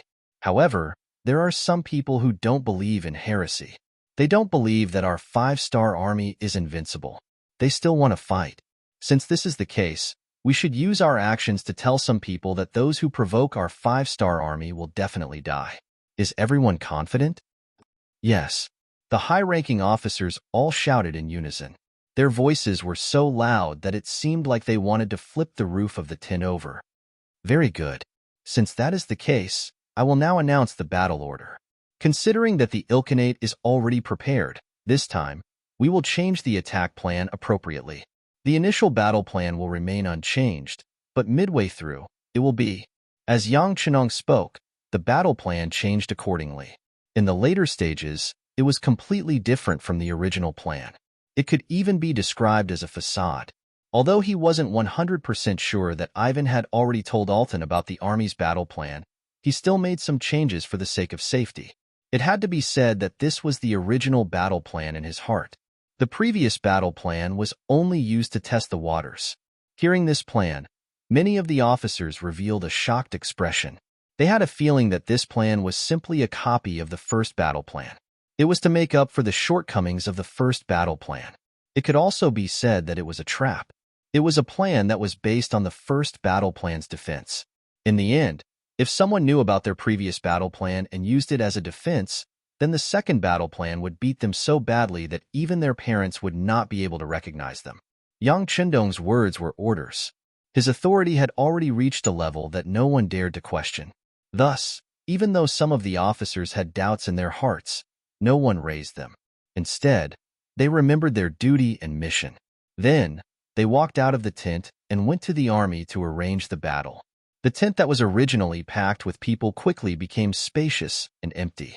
Yang Chendong's gaze also swept to Beta Persei. Young master, Beta Persei seemed to have been waiting for this scene to happen. When he saw Yang Chendong's gaze sweep over him, he had a flattering smile on his face and even straightened his body. Needless to say, when Beta Persei showed this expression, it was equivalent to asking for battle. Speaking of which, Young Heir was a war maniac. What he should do the most was to lead an army into battle and demonstrate the value and significance of his existence by swinging his saber and chopping. It was not appropriate to let such a person stay by Yang Chendong's side. However, Yang Chendong still did so. It was all because by his side, he would come into contact with many confidential matters. Once these things were spread out, the consequences would not be small. They would be very serious. Therefore, it was necessary to use an absolutely loyal person to reassure him. Beta Persei was such a loyal person. Facts also prove that he knew a lot of those very confidential things. But did he not spread any of them? In order to compensate Beta Persei, Yang Chendong would also let him perform on the battlefield if there was a suitable opportunity. Now was the right time. Looking at the eager Beta Persei, Yang Chendong smiled and said, "Well, I know what you're thinking. How about this? I'll allow you to lead the Black Cavalry. Well, take 1,800 people with you. You only need to leave 200 people behind for Ba Daojiang." Hearing that he could lead the Black Cavalry to the battlefield, Beta Persei was extremely excited. But when he heard that he had to take away so many people at once and only leave 200 people behind, Beta Persei was still a little worried. "Young master, just leave." "What? Don't you believe in the young master's strength?" "Well, I'll let you go, so just go. You know, this time the other party has 300,000 cavalry. If we want to win, we need to break through the other party's camp at the first opportunity and not give them the slightest chance to resist. So we have to go all out." I also hope that the black cavalry can be like an invincible sharp knife, piercing straight into the enemy's heart. Can this mission be completed? Please rest assured, young master. I promise to complete the mission. Beta Persei was so excited that he stood at attention on the spot. Well, go and get ready. Remember, the sharp knife can't be unsheathed at will. Once it's unsheathed, it must see blood. Naturally, Yang Chendong would not treat the Black Cavalry Dragon Guards as ordinary cavalry. What he wanted was to see a miracle. This required them to learn to grasp the opportunity and not appear at the beginning of the battle and reveal their trump cards. After Beta Persei carefully pondered over this sentence, he nodded and said, "Please rest assured, Sixth Master, this little one will remember." Beta Persei left the tent, and Ba Daojiang quickly walked in. "Sixth Young Master, everything has been arranged, but only 200 people are left. Second brother has also been sent out. Isn't it too dangerous?" Yang Chenong knew what Ba Daojiang was worried about, so he shook his head and said, "If we don't do this, some people won't be moved. Besides, we do need more sharp knives on the battlefield. The Ilkhanate is only our first opponent. There will be more enemies in the future. If we lose too many people in this battle, it won't be good for our next operations." At this moment, the 400,000 soldiers that Yang Chendong had brought with him looked mighty and powerful. But he knew better than anyone that this strength was only on the surface.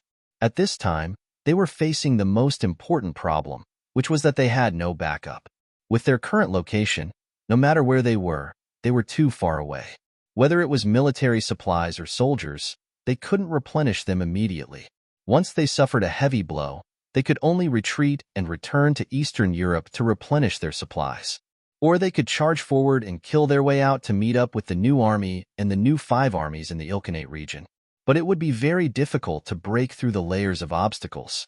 Since the situation was like this, it required Yang Chendong to take every step to inflict the greatest amount of damage to the enemy with the smallest price. And sending out as many troops as possible would increase their chances of winning. As for the danger they might encounter, it was nothing if they were prepared.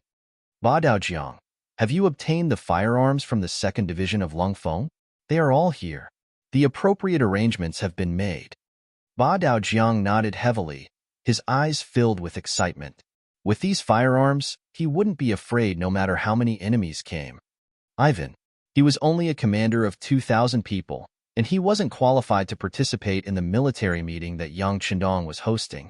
As such, he didn't know about the changes in the battle plan. Otherwise, with his intelligence, he would have given up all the prepared actions after knowing all of this. That way, Yang Chendong wouldn't have the chance to deal with him. As Ivan's subordinate, Chi Wan, one of the generals of the Golden Horde, was the current commander of the Ming Army's 3rd Division. The Ming Army is divided into 5 divisions, each of which has 40,000 people.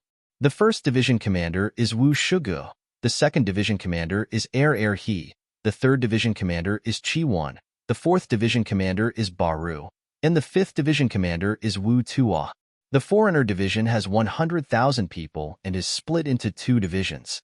The 1st Division is Ahuli, and the 2nd Division is Nikolov. The 1st Division has 50,000 people. In his tent, Ivan and a dozen other commanders of 2,000 people gathered and listened to the battle plan that General Chi Wan had arranged for them. Due to Yang Chendong's warning, no one knew if the Ilkhanate had bribed the generals to know about the battle plan in advance. Therefore, Chi Wan didn't mention anything about the change in the battle plan. He only said one sentence at the end of the meeting. On the battlefield, changes can happen at any time. It is very likely that we will have to make some changes according to these changes. When the time comes, everyone just needs to wait for orders. This was something that should be done. If they followed the designated route, no one could guarantee that there wouldn't be any unknown problems.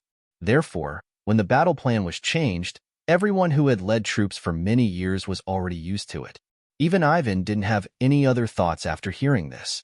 He only knew that the 5-star army's battle plan didn't change, and that was enough. As long as the Ilkhanate was prepared, they would deal a heavy blow to the 5-star army, and then his chance would come. Ivan followed the others out of the tent of Chi Wan, the general of 30,000 men. Not far away, his captain Corella was waiting for him. The former deputy captain of his father-in-law's guards, was one of the few people that Ivan could trust now. Gongzi, we have already inquired. In order to end this battle quickly, the Black Cavalry has also been dispatched. Someone saw Beta Persei leave the camp with 1,800 cavalrymen.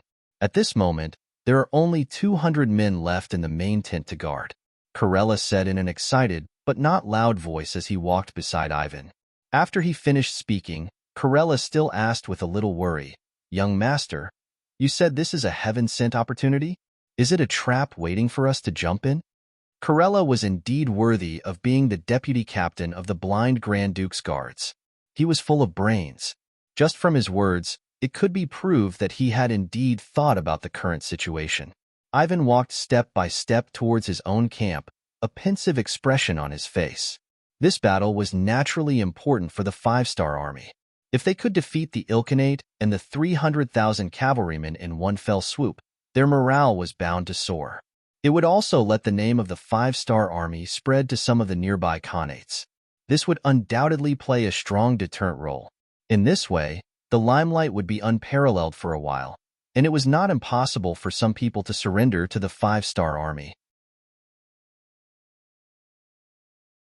Chapter 1490. In order to achieve this goal, as well as to increase their chances of winning, Yang Chendong had sent out the most elite Black Knights, the Dragon Guards. It seemed that everything was normal, but for some reason, Ivan always had a feeling that everything was going too smoothly. Alateng's departure, the military operation plan was leaked, and even now, most of the guards around him were withdrawn. Yang Chendong seemed to be telling him, "Do you want to harm me? Do you want to make a move? Then come quickly, there won't be such a shop after this village." Since things were going too smoothly, Ivan felt a little unconfident. He had thought about it carefully. It seemed that everything that happened was so natural, and it seemed that it was because of his own efforts that this ending appeared. Wasn't this what he wanted? Then what was there to hesitate about? The most taboo thing for those who wanted to achieve great things was to be decisive. If it was very likely that victory would be brushed aside. So after thinking about it, Ivan decided to give it a try, because he was also worried about whether there would be a chance after this time. Especially once the five-star army on the east and west sides converged, he was afraid that at that time, he, as an external general, would not have a chance to get close to Yang Chendong. At that time, how could he talk about revenge? It won't be a trap. Our plan is very thorough. Like this, don't do anything, act as usual. We just need to make a move when it's the most appropriate time. Ivan said carefully. He couldn't guarantee that no one among the 500 palace guards had secretly become Yang Chendong's spies. So except for these few people he trusted, before the matter was done, he wouldn't reveal a trace of information. Hearing Ivan's answer, Korea was relieved. Although their master was very young, he was an existence that even the Grand Duke of Blindness often praised. The five-star army's attack began. Before the Ilkhanate was fully prepared, the first echelon of Air Force hot air balloons rose into the air and flew straight to the target. Not only could they play the role of Air Force reconnaissance, but they could also play the role of air bombers when they encountered a dense group of enemies. With the help of the engines, the hot air balloons moved faster and faster. Soon, hundreds of hot air balloons filled the entire sky above the battlefield. At this time, Harsin Han of the Ilkhanate was also mobilizing his army. Relying on the information brought back by Alting, he began to launch a counterattack against the five-star army. Under Ha Lin Han's command, 80,000 cavalrymen were sent to various locations on the battlefield. The pale-faced Alating also came to the central tent. When he saw that the Great Khan had only sent out 80,000 cavalry, he asked with a puzzled look, "The cavalry of the other countries haven't arrived yet. How long has it been?" "No. They all arrived 3 days ago." Harsin Khan smiled proudly. This time, in order to support the Ilkhanate, the reinforcements sent by the other Ilkhanates arrived on time. With 300,000 cavalrymen in his hand, he had a great feeling that no one in the world could compete with him. Listening to Harsin Khan's proud answer, this time it was Alating's turn to have a puzzled look. If that's the case, why didn't the Great Khan send out the army to block the five-star army's attack direction and seize the initiative? "Oh, no hurry. Let's wait and see first," Harsin Khan said slowly.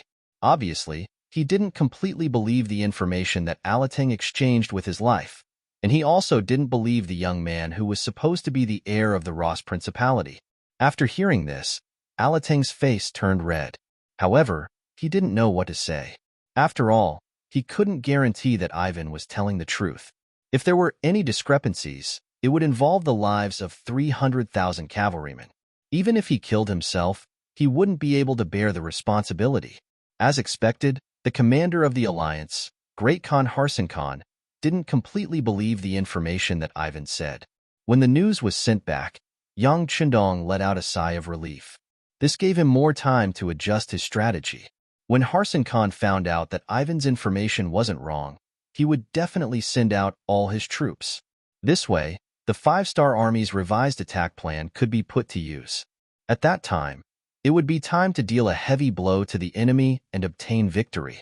At this moment, Yang Chendong could almost see the scene of victory. But what he didn't know was that danger was surrounding him. 20 miles to the left of the 5-star Legion Corps, a force of 30,000 Mongol cavalry was hiding in a dense forest. Just from the fact that these cavalrymen were holding grass in their hands, their horses were wrapped in their hooves, and the fact that 30,000 people were piled up together without making a single sound, one could tell that this was an extremely elite cavalry force. If Yang Chendong was here, he would be able to recognize at a glance that the leader of this group of generals was the one who had disappeared for a long time. The one who once had an illustrious reputation on the grassland, Master Tolos. This was a group of elite Mongolian cavalrymen led by Yesen. Ever since they were defeated and forced to leave, Yesen brought 60,000 cavalrymen and escaped from the 5-star army's line of sight. In order to hide their tracks, they were very careful along the way. They passed through dense forests and walked through deserts. They would go wherever there were fewer people. Furthermore, in order to make the 5-star army forget about them, they would hide wherever there was human habitation. Sometimes, in order to avoid people, they would take a detour of tens or even hundreds of li to completely hide their tracks. It had to be said that Yeshen's way of doing things really made the Yangtze Intelligence Department lose track of them. As a result, they settled down in a deserted area in the desert and stayed there for 5 years. Although the place they chose was remote, there were water plants and it was a good place to graze. With such a place to rest, Yeshen's tribe began to slowly heal their wounds. If nothing unexpected happened, perhaps they would become strong again in 20 years. At that time, it would be time for them to take revenge on the 5-star army. Of course, the sky was full of unforeseen winds and clouds, and man's fate was uncertain. One day, Yesen drank a lot of wine in his tent and coughed up blood. After the wizard's examination, he was told that his body was sick and that he only had a year to live at most. These words were like a bolt from the blue, causing Yeshen's face to turn pale. After that, he locked himself in his tent for 3 days. In these 3 days, he didn't see a single person. Apart from eating and drinking, he didn't talk to anyone. On the 4th day, he walked out of his tent and made a decision. He wanted to find Yang Chendong and take revenge. He wanted to use the last year of his life to complete his life's greatest goal. Just like this, apart from leaving behind a few youths to General Buru to protect their homeland and reproduce, he chose the most elite 30,000 people. With Bo Muir, one of the 4 great generals, as his deputy, they walked out of the desert and embarked on the journey to find Yang Chendong. Since last autumn, they had walked out of the desert and searched for Yang Chendong's whereabouts. As the days passed, Yesen had his own worries. He was afraid that he wouldn't be able to find Yang Chendong in his last days. If that happened, he wouldn't have any hope of revenge. Even if he died, he wouldn't be able to rest in peace. Perhaps the heavens didn't disappoint those who were willing. Finally, the cavalry scouts sent back news that Yang Chendong had appeared. He appeared in the region west of the Ilkhanate. When he heard this news, Yeshen's eyes couldn't help but shed tears. That was a sign of his excitement. After that, he led the 30,000 cavalrymen to the back of the 5-star army's main camp. The news from the cavalry scouts had once made Yesen feel discouraged. When he heard that Yang Chendong had brought 400,000 cavalry, he thought that he had no hope of revenge. After all, 30,000 against 400,000, and they were the elites of the 5-star army, he had no chance of victory. However, yesterday, he suddenly received news that the five-star army had set out, splitting into more than 10 groups to kill their way towards the Ilkhanate. Yes Hin once again knelt on the ground. He wanted to thank the heavens for giving him this opportunity for revenge. In particular, when he found out that his target Yang Qindong's commander flag was still in the central camp and hadn't moved. He didn't follow his subordinates to the front lines. He knew that his chance had come. Leader, should we send someone to scout? It would be best if we can confirm that Yang Qindong is indeed in the central camp before we make our move. That way, it would be safer. Deputy General Bo Mu gave his opinion in an experienced manner. We don't have time. Yes Hin shook his head and rejected this suggestion. He didn't know when the five-star army would return after setting out. What if they didn't wait for the right opportunity and the other party's main force returned? If that was the case, wouldn't he be wasting this once-in-a-lifetime opportunity? Yes Hin didn't want to regret anymore. He decided to give it a try even if it didn't work. Even if they all died here, at least he had worked hard and fought for his goal. Let everyone have a good rest. Before dawn, the army will start moving and raise our Khan flag. This time, I want Yang Qindong to die with a clear understanding. Ha ha ha. Yes Hin laughed loudly as he made the final decision of his life. At this time, Yang Qindong didn't know that he had been targeted. Both the scouts and the hot air balloons in the sky had done their scouting and had come to the same conclusion. The 300,000 cavalrymen that the Ilkhanate had fought so hard for were all in a defensive position. No one took the initiative to attack, and no one dared to take the initiative to attack. Therefore, the rear of the army was arranged very well. This time, in order to use the fastest and most ruthless method to deal a heavy blow to the enemy, Yang Qindong had sent out all of his 400,000 troops. The only ones left behind were some medical personnel and the 200 black cavalry soldiers. Chapter 1491. Yang Qindong even purposely separated his provisions camp because there were tens of thousands of cavalrymen in charge of guarding the provisions. Once these people were by his side, he had to worry about whether Ivan, who had designs on him, would dare to make a move. It could also be said that Yang Qindong was willing to risk his life in order to convince Ivan of his death, and also to give an explanation to the blind duke and the nobles and generals of the Ross Duchy who surrendered to him. If he doesn't come, then I will only look down on his courage, humph. After letting out a cold snort, Yang Qindong sat in the tent and slowly flipped through an ancient book. It was as if he didn't know that danger would come at any time. Ba Daojiang, who was waiting at the side, was a little nervous, but after seeing Yang Qindong's performance, he calmed down a lot. He was infected by Yang Qindong's performance. Thinking of this, there were 200 black cavalry armed to the teeth with muskets. Even if Ivan came, what was there to be afraid of? He was just coming to die. Would Ivan really come? The answer was yes. The central camp was so empty. When the news reached Ivan's ears, he had a feeling that Yang Qindong had already seen through his thoughts and set up this formation to wait for him to appear. But even so, knowing that it was a trap, Ivan decided to jump into it. On this point, he and Yes Hin had the same idea. If he didn't make a move this time, it would be difficult to wait for such a suitable opportunity. Knowing that there was a tiger in the mountain, but still going to the tiger's mountain. At this time, Ivan was determined to fight to the death.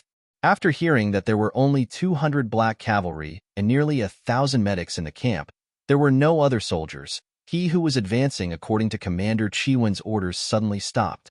Along with him were the 500 former palace guards. It was time to make things clear to these people. When Ivan said that he was going to return to the middle corps camp and take Yang Qindong's head, Zhang Ruochen was shocked.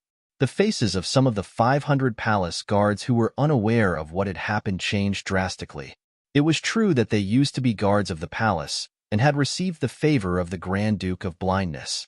Logically speaking, his former master was the monarch. If the monarch wanted the subject to die, the subject had no choice but to die. However, ever since they surrendered to the five-star army, the treatment they received was no worse than the former palace guards.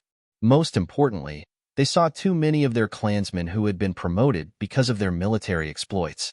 Originally, when the five-star army said that everyone was equal when it came to military merits, some people didn't believe it. However, reality slapped them in the face. Because of this, Everyone's enthusiasm was aroused and they saw hope in life. Since others could get a military position and excellent treatment through military merits, why couldn't they also be indomitable men?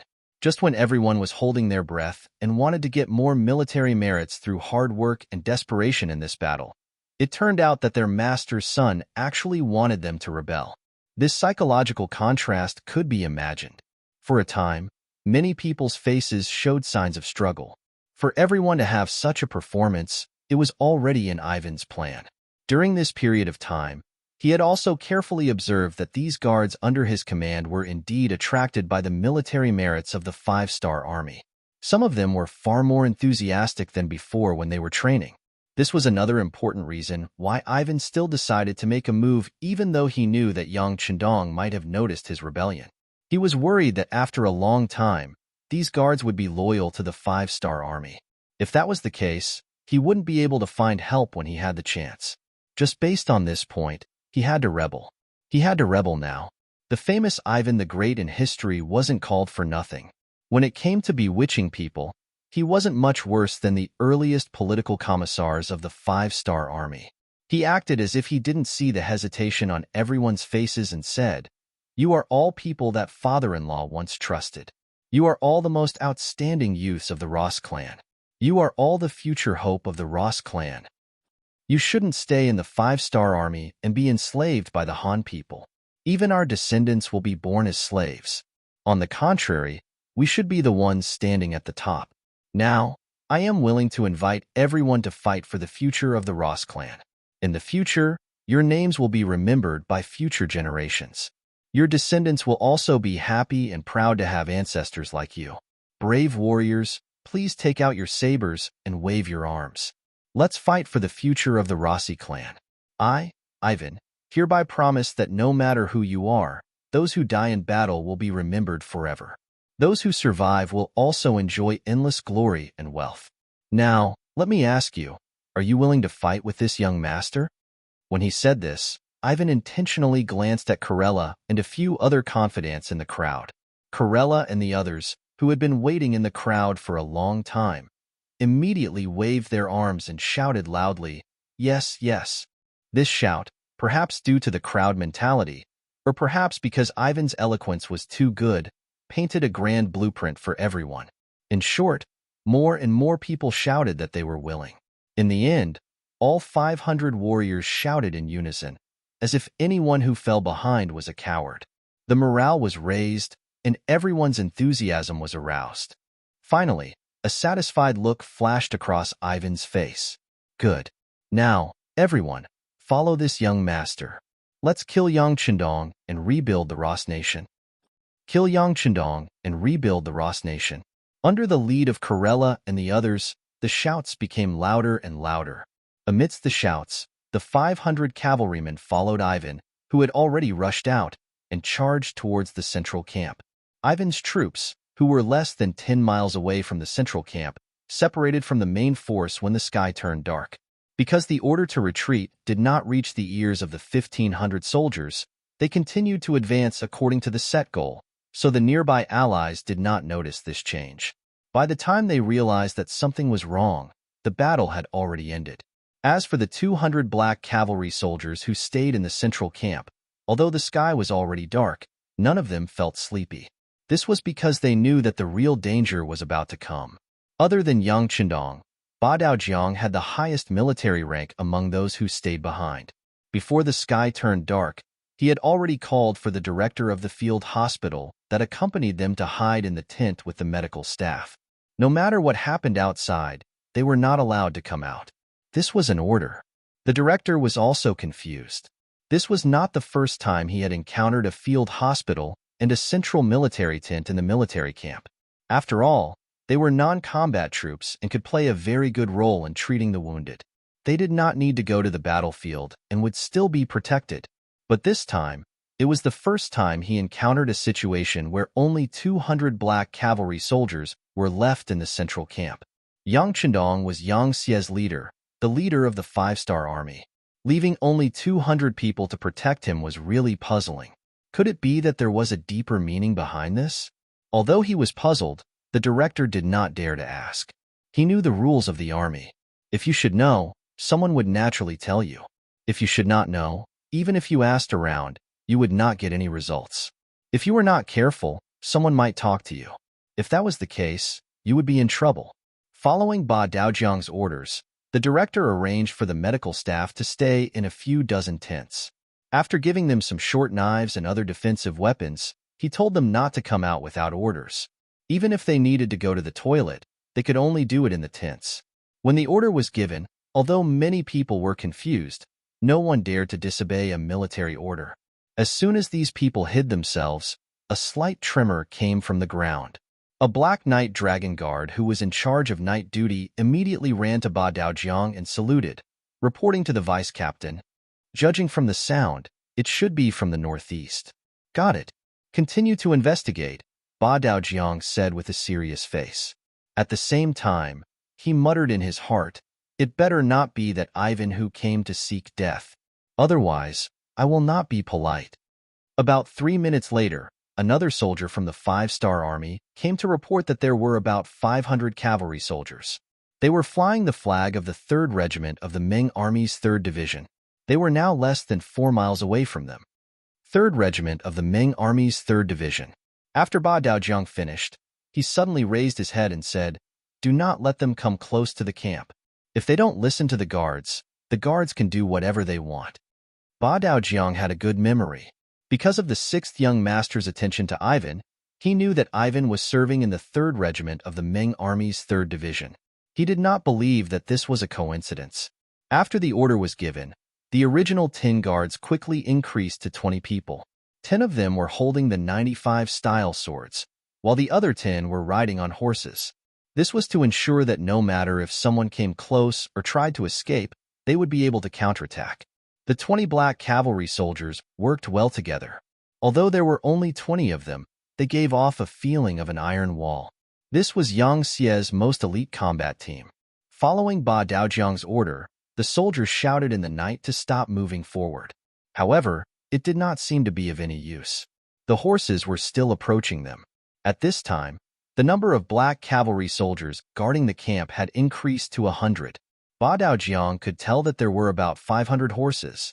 He was afraid that if there were too few soldiers guarding the camp, the enemy would rush in and threaten the 6th young master's safety. Chapter 1492. Ba Daojiang saw it as a huge test for him to be able to stay behind and bear such an important responsibility. He knew that no one in Yang Xie could defeat Yang Chendong in terms of individual strength. However, he still hoped to protect the 6th young master and not give him a chance to make a move. This was what a qualified Longwei should do. Ba Daojiang was already paying attention to the enemy, but he still neglected one thing: Ivan's cunning.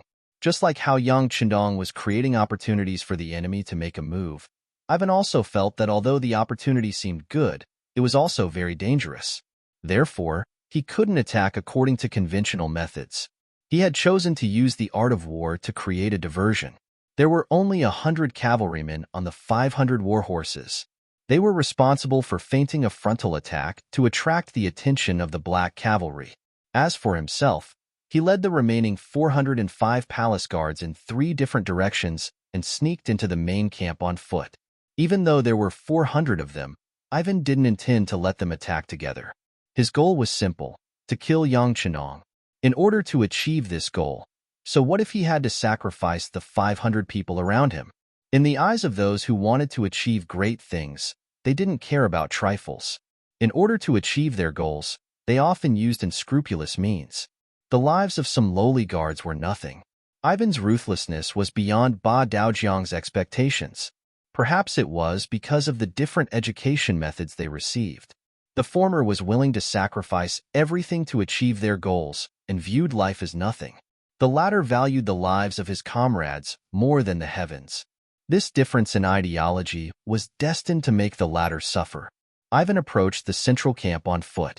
He didn't see the black cavalry in the dark, but he believed that it wasn't that they didn't exist. It was just that the enemy hid well, and he couldn't see them. He had a feeling that there were many pairs of eyes in the dark searching for him.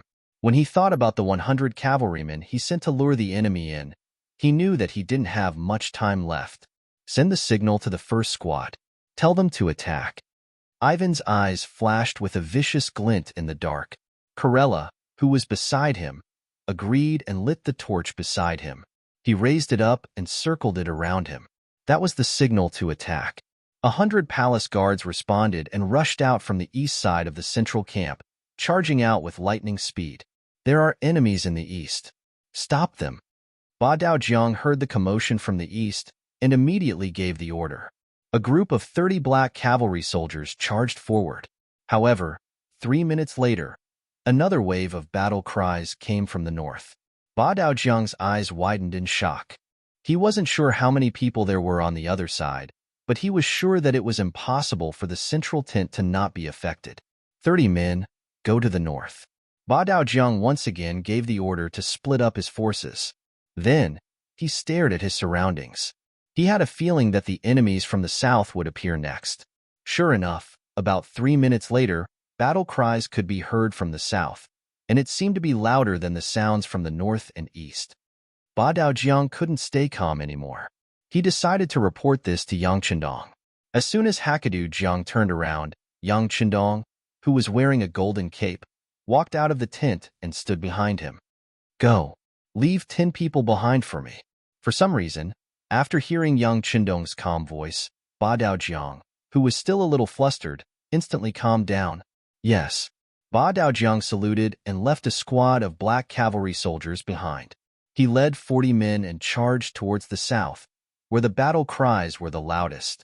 Beside the bonfire in front of the main tent, Yang Qindong in his golden cloak was particularly eye-catching. Perhaps this was his way of telling the enemy in the dark that he was here. If they wanted to take his life, they could come now. Otherwise, they wouldn't have the chance. Just as Yang Qindong looked into the darkness, a figure suddenly appeared in front of him. Then, there were more than a dozen, until there were more than 100 of them. The leader of this group was young Master Ivan of the Ross Duchy. You're finally here. Yang Qindong's voice was unhurried as he looked at the face that was revealed under the light of the bonfire. That's right, I'm here. What do you think? You didn't seem to think that you would lose the bait and lose the fish when you baited the fish. Ifan strode forward until he was 20 meters away from Yang Qindong before he stopped. He then asked aloud in a victorious manner. Haha, the outcome hasn't been decided yet. It's too early to say anything. I'm just curious. Don't you know how much effort your father-in-law put in to save your life? What you're doing now is equivalent to playing with fire. You're putting yourself in danger. This time, no one can save you. Yang Qindong looked at Ivan and said calmly. His face was full of curiosity. Playing with fire? Ivan chuckled, then squatted down beside the bonfire. He stretched out his hands and slowly moved them around the bonfire as if he was trying to warm himself. If you don't play with fire now, sooner or later, our Ross nation will be cooked by your slow fire. Am I right? Yang Qindong wasn't surprised that Ivan could see this. After all, he was Emperor Ivan the Great. His EQ and IQ were so high that ordinary people couldn't compare to him. Being able to think of this was also within Yang Qindong's expectations. Otherwise, he wouldn't have needed to set up such a trap to lure the other party. It could be said that from the beginning, Yang Qindong didn't have any intention of underestimating Ivan. That was why they had this conversation, this seemingly life-or-death crisis.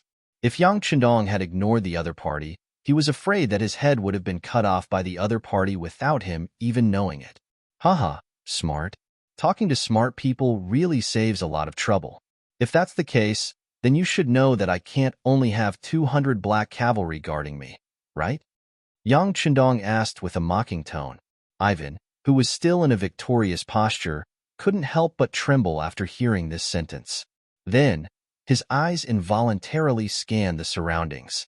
When he saw that there were no changes, he couldn't help but let out a sigh of relief. When he looked at Yang Qindong, his eyes had a hint of viciousness. What? Do you still want to play tricks at a time like this? Or are you afraid and want to wait for the other black cavalry to come to your aid? Let me tell you, Ivan, won't give you such a chance. Come, charge and kill Yang Qindong. Whoever can do it, this young master will share the world with him. With great rewards, there will be brave men. Not to mention, Those who were still by Ivan's side were the staunchest Rossi nationalists. They were the kind of people who would rather give up their lives to see the rise of their nation. Therefore, this shout was equivalent to an order. 100 guards shouted and charged with their swords raised. Protect the sixth young master. The remaining 10 Black Knight Dragon guards quickly tore off the black cloth behind their backs, revealing 10 shiny 95 style guns that had been polished with gun oil. No need. These people are all brave warriors. Let them die under my sword, Yang Chendong said with a smile, as if he didn't take the enemies in front of him seriously. This scene happened to be seen by Ivan. For some reason, he had a bad feeling in his heart. Although he did check the movements of the various armies and observe the surroundings before making a move, he was sure that there were no reinforcements from the 5-star army nearby. But there was always a possibility. This King Wunan of Damyong was someone who had conquered many places. Who knew if he had also conquered some powerful factions and teams when he conquered other nations? Just as Ivan's face was filled with suspicion, a series of screams suddenly sounded in his ears. As far as the eye could see, the palace guards suddenly fell to the ground one after another. Then, dozens of black figures appeared where they had been standing. They were all dressed in black, and even their faces were covered by black cloth, making it impossible to see their faces.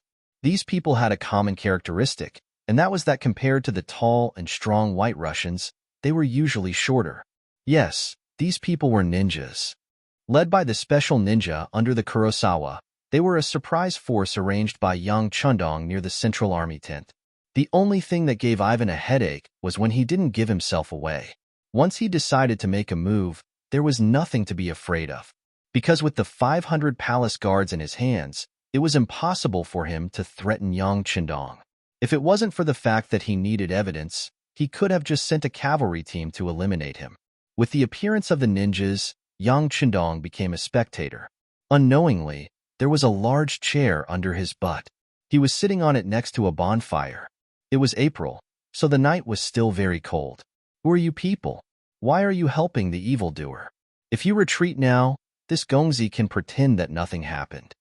Even though he knew it was useless, Ivan still shouted it out. This was his only hope now.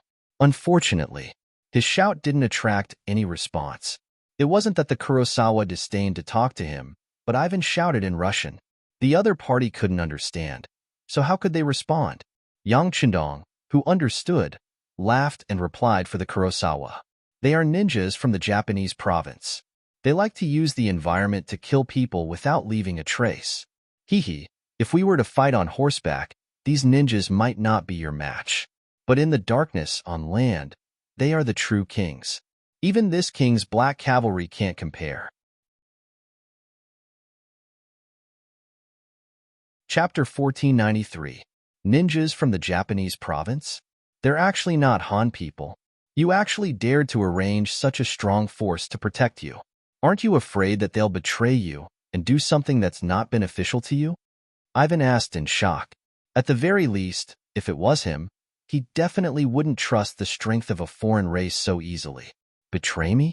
Why would they do that? Although the current Japanese people aren't the same as before, they've all moved away. But no matter where they go, as long as they're in my Yangtze territory, they can live a better and more stable life. They should be happy and satisfied right now, right? How could they think of harming this king? Ivan, not everyone is like you, an ungrateful wretch. Yang Chendong took this opportunity to mock Ivan. Bah, they're all fools. They were tricked by you, deceived by you. I'm sure they'll regret it in the future. Ivan shouted with a look of disagreement. Then, with tears in their eyes, they watched as the guards beside them were killed one by one. Many of them had only raised their swords to slash at the air before they were stabbed in the body or vital parts of their bodies from an unknown direction and died in battle. They won't regret it. As long as they can live a good life, who would rebel?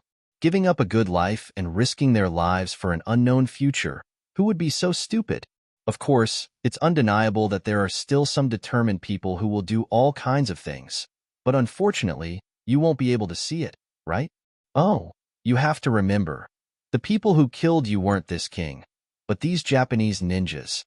At the end of Yang Chendong's words, He seemed to have thought of something happy and laughed out loud. When Ivan heard all of this, his face was full of anger and unwillingness. Yang Chendong, you're too ruthless, too ruthless. Ivan's ruthlessness wasn't because Yang Chendong killed 500 of his people without blinking, but because the people who killed him were Japanese ninjas. And after Yang Chendong spread the news, if there were still Russian loyalists, the next target of their revenge would not be Yang Chendong, but these ninjas. This was simply a diversion of disaster. This move could be said to solve many problems once and for all. In this way, Yang Chendong would be completely out of the picture. Wasn't this ruthless enough? Thinking that from now on, even if his father-in-law who was under house arrest heard the news, he would only hate these ninjas even more, Ivan decided to escape. With the appearance of these kings of the darkness, it was impossible for him to kill Yang Chendong. Since that's the case, it's better to escape. At least he can't let Yang Chendong's treacherous plan succeed. Thinking like this, he said to Corella, who was still standing in front of him to protect him, I'll leave this place to you. This Gongzi will take good care of your family in the future. Corella was stunned for a moment, but he quickly nodded. Don't worry, Gongzi. Leave this place to me. Good. Ivan was touched to have such a loyal subordinate, but just as he nodded, before he could turn around to escape, Corella already fell to the ground with a plop. At this moment, blood was trickling out from his eyebrows. Just like that, Corella died without even being able to defend. The one who killed him was the special shinobi, Kuishi. His figure was floating towards Ivan's position at this moment. The dark environment seems to be prepared for ninjas. This is their natural hunting ground. As Yang Chendong said, in this environment, ninjas can exert their full strength. In this environment, even if the Black Cavalry encountered them, it would be difficult for them to defeat them. Of course, it's also very difficult for ninjas to break through the Black Cavalry's most elite armor. Perhaps the final result would be a tie. In terms of defense, the Black Cavalry's tyrannical equipment is naturally unbreakable. In terms of offense, the ninja's illusory figure and tricky technique can be said to be invincible. After killing Corella, Blast Ishii set his next target on Ivan. Ivan's IQ was very high, and his heart was also very big. Especially in the later years of his life, he was even more meticulous, which led to his title of Ivan the Great. But in terms of power, he was only a little stronger than ordinary people, but still inferior to the fierce generals in the army. Now that he's so young, how could he be the opponent of Kuishi? When the sword suddenly attacked in the dark night, he only saw a black shadow move. After he said the words so fast in his heart, his whole body trembled and he fell backwards. Ninjas have always been the main way to kill people, and after a successful attack, they will leave. Unless it's a last resort, they won't entangle with the target and the opponent. Special ninja Kazushige Ishikawa used it to the extreme. Under the cover of darkness, he slashed Ivan's neck with just one blow. When the main artery continued to spurt out blood, he had already left and went to the next target. Ivan died like this, quietly looking up at the starry night sky with a posture of looking up. His face was not ferocious, but also not peaceful. If you look carefully, there is a trace of confusion and unwillingness. Ivan's death proved a fact. That is, there will be no more Ivan the Great in history. His life was completely changed because of meeting Yang Chendong, and it was ended in advance. Just less than 2 minutes after Ivan's death, no white Russian soldiers could be seen outside the main tent. All of them died in the hands of a team of 50 ninjas. Their death only resulted in minor injuries to 3 ninjas. From the beginning to the end, 10 Black Cavalry stood around Yang Chendong to protect him, and they didn't even move a finger, and the matter was over. Very good, Kuishi. Your task was done very well, and you will be rewarded, Yang Chendong said with a smile on his face. Thank you for the king's praise. This is what we should do, Kuishi said without the slightest emotion. Since they surrendered to Yang Chendong, these ninjas didn't have to worry about their livelihood and food. They could focus on training, and they became the primitive ninjas who didn't care about the world and only cared about martial arts. All of this is because of Yang Chendong. Now, they just killed some people for him. It's not a big deal. Good. Kuishi's attitude made Yang Chendong very satisfied. Then the space fell into silence. Yang Chendong didn't mean to let them leave. He wanted to do some things more seriously. Even so, it's not time for these ninjas to leave. At this time, the sound of gunshots could be heard in the night, and sometimes there was the sound of U-5 style. From this, it can be seen that the battle on the other battlefields is very fierce. About 10 minutes later, the first team returned, and soon the second team appeared, until the third team led by Hashirama returned. Hashirama was the one who was most worried about the safety of this place, but his opponents were twice as many as the others. He led 40 black cavalry to fight for a while, but even so, he was still a little late compared to the others.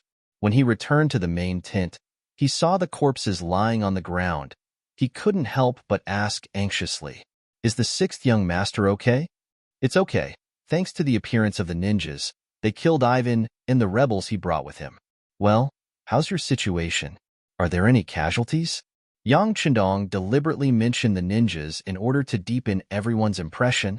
Reporting to the sixth young master, 7 of our black cavalry were injured. No one died. At the same time, we also captured a total of 73 rebels. Hearing that Yang Chendong was fine, Hashirama could finally breathe a sigh of relief. So he said in a deep voice, "Good. Interrogate them well, before it is announced. These people can't die." Hearing that so many people were captured, Yang Chendong's face showed a satisfied look. There were some things that couldn't be said by himself. If you said that Ivan rebelled, then so be it. There had to be evidence. Now, these 73 people were the witnesses. As long as this battle was won, he could push out these 73 people in front of everyone, and the news of Ivan's rebellion would spread everywhere. At that time, no one would be able to use this matter to blame him. After the order, the medical staff who had been hiding in the big tent also came out of the tent and began to check the wounds of the 7 black cavalry and bandage the wounds of the 73 captives. These people are very important, and before the facts are clarified, there can't be any problems. Ivan is finally dead. The crisis has been resolved. Yang Chendong returned to the big tent to rest. As for the other black cavalry, only half of them were left to guard with the ninjas, and the rest went to rest. In everyone's view, they just need to wait for the results of the victory on the front line. But they didn't know that a bigger crisis is coming step by step. Because Ivan's rebellion was too close to the main army camp, the Wara Wara scouts who were responsible for intelligence didn't see it too clearly. But the gunshots and shouts were still heard by them, and it was passed back to the leader Yeshin's ears. Such a thing happened, which was somewhat beyond Yeshin's expectation. He couldn't figure out what had happened, but one thing was for sure. Last night, there must have been a massacre in the 5-star Army's camp. Maybe someone rebelled, or the army of Ilkhanate killed their way to the main army camp. But in any case, this has nothing to do with Yeshin. Unless he can be sure that Yang Chendong is dead, he will never stop. Well, the order is passed down. Everyone take the time to rest. We will set off tomorrow at dawn. This time we won't stop until we achieve our goal. Chapter 1494. Time slowly passed, and the sky gradually brightened. A new day arrived as expected. 20 miles away from the central camp, Yeshin led 30,000 elite cavalry to the camp. For the elite cavalry, it didn't take long to cover the distance of 20 miles. But before they even arrived, the rumbling sound of horses galloping could be heard. What's going on? Where did the cavalry come from? Badao Jiang didn't sleep for the entire night, but he was still very alert. When he heard the strange movement, he immediately shouted towards the wooden building in front of the central camp. Cavalry? So many cavalrymen. The Black Knight Dragon Guard sentry on the wooden building let out a heart-pounding roar. Yang Chendong also heard the commotion and walked out of the central camp. Not only that, but the nearby medical personnel also walked out of the tent. Some of them were still rubbing their eyes sleepily, obviously not aware that they were in danger. There are about 30,000 cavalry, and they are flying the flag of the world of Wara, the flag of the world of Wara. The black cavalry sentry on the wooden building shouted with a trembling voice. After confirming the direction of the cavalry, Yang Chendong knew that something was wrong. Because that was his rear, there shouldn't be any large number of cavalrymen appearing. When he heard that there were 30,000 enemy cavalry, Yang Chendong's face sank. When he heard that the enemy was flying the flag of the world of Wara, his first thought was that it was Yeshin, his old enemy. The world of Wara. Not good, sixth young master. Please get on your horse and leave immediately. Ba Daozhang's face finally showed fear. This was different from other enemies. This was the world of Wara, and there were more than 30,000 of them. Their current defensive force, including the ninjas, was only about 200 people. As for the medical personnel, their combat power was negligible. Therefore, it was impossible for them to win, and the only way was to escape. Sixth young master, please get on your horse and leave. We are willing to bring up the rear and hold off the enemy with our lives. The other black cavalry dragon guards also reacted and knelt on the ground. Even the medical personnel were kneeling on the ground, begging for help. At this time, Yang Qindong's eyes were deep. Yi Zichen's sudden appearance was indeed beyond his expectations. Originally, he thought that the other party had escaped and that they would never meet again in this life. Even if they were to be found, it should be one of the other five-star armies. But who would have thought that the heavens would be so kind to him? He had just gotten rid of a thorn in his side, Yifan, and now an old rival was sent to him. In Yang Qindong's heart, Yesen was also very important. Although he wasn't as important as Ivan, if he could get rid of him, Yesen was a good thing. Why couldn't he find them before? Now that it had delivered itself to his doorstep, there was no way he would miss such an opportunity. Escape? Haha. Yang Qindong's heart was calm, but his face was also very calm. He looked at Badao Jiang and the others kneeling on the ground and made a gesture of supporting them. It's only 30,000 cavalry. There's nothing to be afraid of. Soldiers, take out your weapons and protect the main tent. Don't let the enemy rush in. Sixth young master, there are 30,000 of them. Badao Jiang said with a hesitant expression. For a long time, Yang Qindong had formed a feeling of omniscience and omnipotence in their hearts. But this time, there were 30,000 of them, and they didn't even have a combat power of 300. The difference was too great. What? You don't have confidence in the young master? Yang Qindong looked at Badao Jiang and asked. Then, he laughed and said, if that's the case, let's see how the young master will turn your army into ashes with a smile. Ha ha ha. Was Yang Qindong arrogant? Of course not. He was someone who owned a large warehouse. What kind of advanced weapons did he not have? How could he be afraid of 30,000 enemy cavalry? Everyone was originally panicking, but they were all stunned by Yang Qindong's laughter. Just when everyone was wondering why the sixth young master was still laughing, Yang Qindong had already put on the golden robe. Sixth young master, what are you doing? If anyone is going to wear it, it should be me. Badao Jiang saw Yang Qindong's actions and wanted to snatch it. No, you can't wear this. Yang Qindong waved his arm and easily let Badao Jiang snatch it. He knew that Badao Jiang had good intentions and wanted to wear the robe to lure the enemy to chase him. Badao Jiang's intentions were good, but his ability was still lacking. Yang Qindong unfolded his robe and casually draped it over his body. He used his fingers to slowly tie a knot in front of his body. Then, Yang Qindong let out a long whistle, and the white dragon flew in front of him. Amidst the laughter, Yang Qindong leaped onto the horse. Wait for me to lure them away. You must protect your home well. Haha, you don't have to worry. I have already predicted this. I have already arranged 100,000 cavalrymen in the forest ahead. Dealing with them will be a piece of cake. As he spoke, he gave Badao Jiang a look that said, I'll leave this to you. Then, he exerted strength in his legs and urged his horse to charge towards the enemy. Seeing Yang Qindong get on his horse and leave, Badao Jiang wanted to follow closely behind. However, when he saw more than 1,000 medical personnel around him and recalled the sixth young master's instructions, he stomped his feet and gritted his teeth. Everyone, listen to my orders. The women will hide in the tent. The men will collect their weapons. We must protect our home. When the sixth young master returns, we must all stand in front of the sixth young master. Badao Jiang's position here was the highest. Since he had already given his orders, even if the others were willing, they had to obey. Immediately, 200 black cavalry soldiers, 50 ninjas, and close to 200 male medical personnel came forward to collect their weapons. Yang Qindong galloped forward on his horse. His eyes were cold and murderous as he charged towards the enemy. Gale Leaf's golden robe fluttered in the wind. Even though the distance between the two parties was far, it was already very eye-catching. What is that? Seeing a warhorse approaching from afar, Yeshin, who was charging at the front, couldn't help but slow down his horse out of instinct. This time, in order to achieve the goal of success in one strike, he had also put his life on the line. He had taken the lead and rushed to the front. It could be said that he had taken the lead.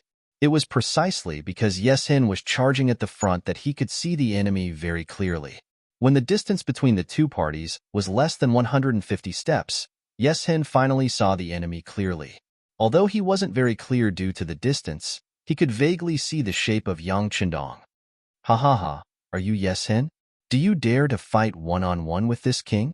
Yang Chendong also stopped his horse when he was 150 steps away. Not only was he not afraid of the enemy, he even issued a challenge loudly. It's Bugnam of Gojoseon. Hearing the voice that he had heard countless times in his dreams, Yeshin instantly became excited. He didn't know that the 5-star army's main camp was extremely empty in order to lure Ivan into a trap. At this moment, he didn't think so much. He only knew that the person in front of him was undoubtedly Yang Chendong. He couldn't be more familiar with that voice. As for that figure, even if it turned into ashes, he would still recognize it. It was precisely because of this that when he saw Yang Chendong personally coming out to greet him and even wanted to fight him one-on-one, he instinctively thought that the other party had some goal or even a trap. For a moment, he didn't dare to say anything and just stood there in a daze.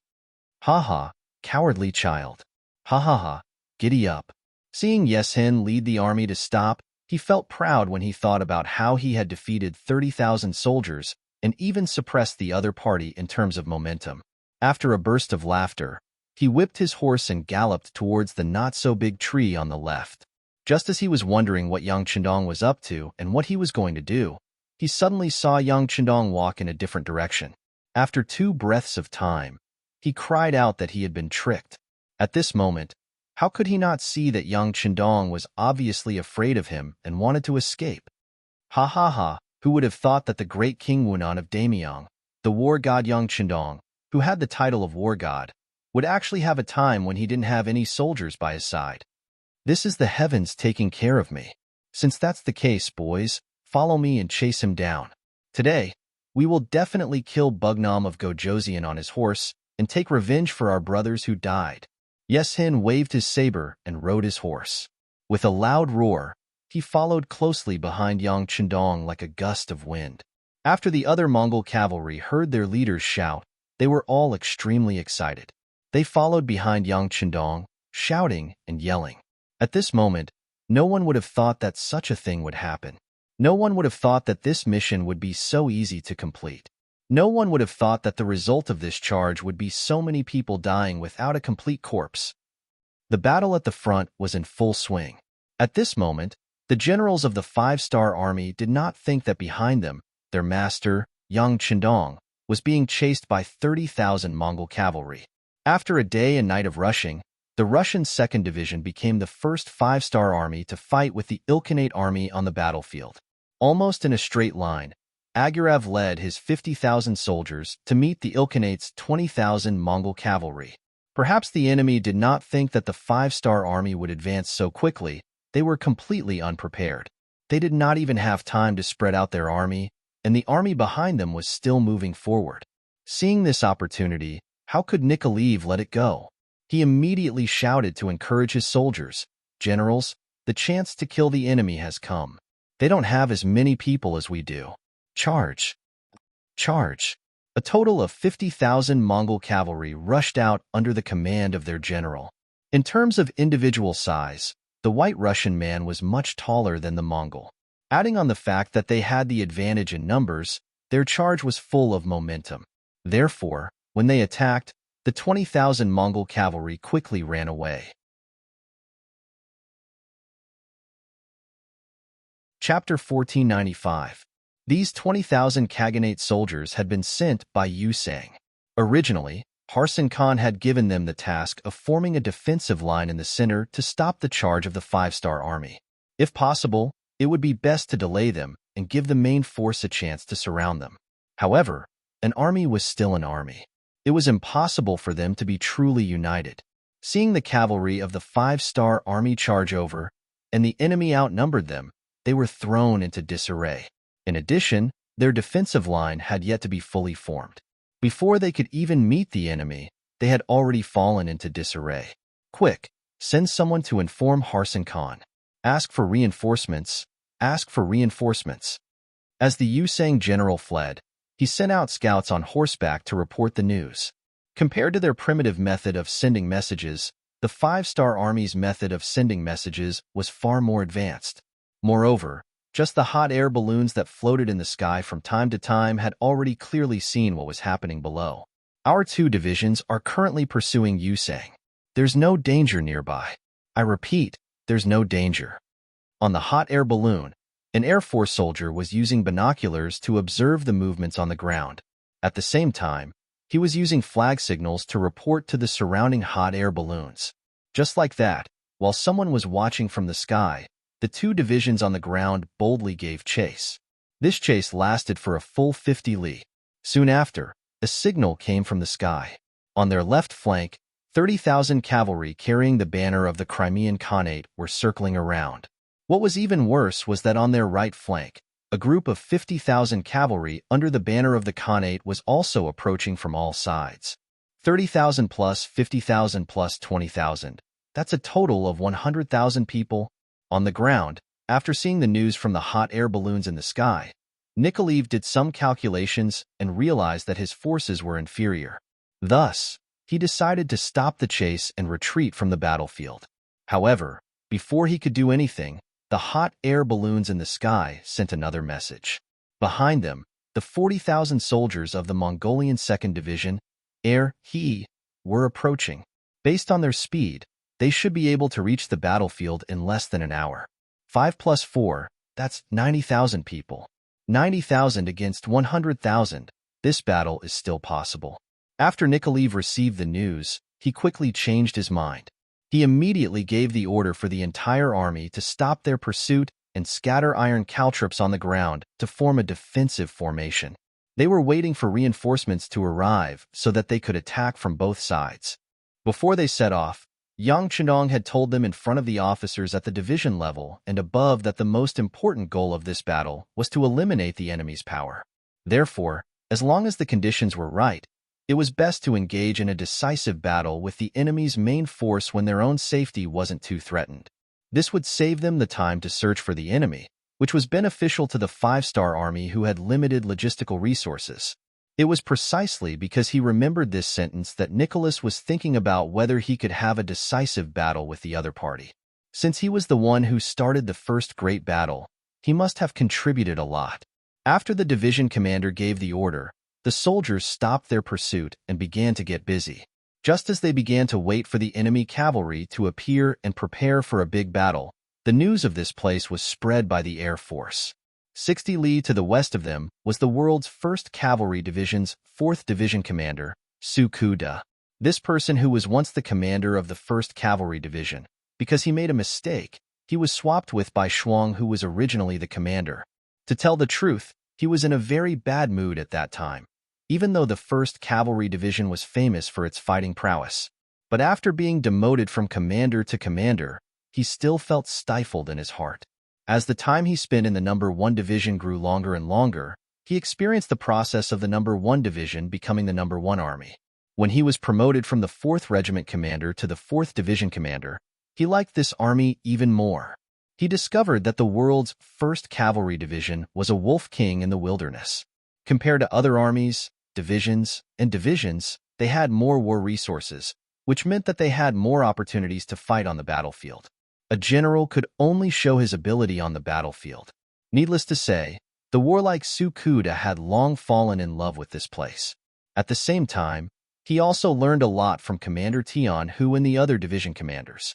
Under his efforts, the strength of the 4th Cavalry Division continued to rise.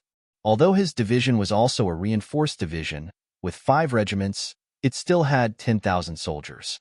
But in terms of real fighting strength, even if they met 20,000 or 30,000 enemies on the battlefield, they still dared to fight and had a high chance of winning.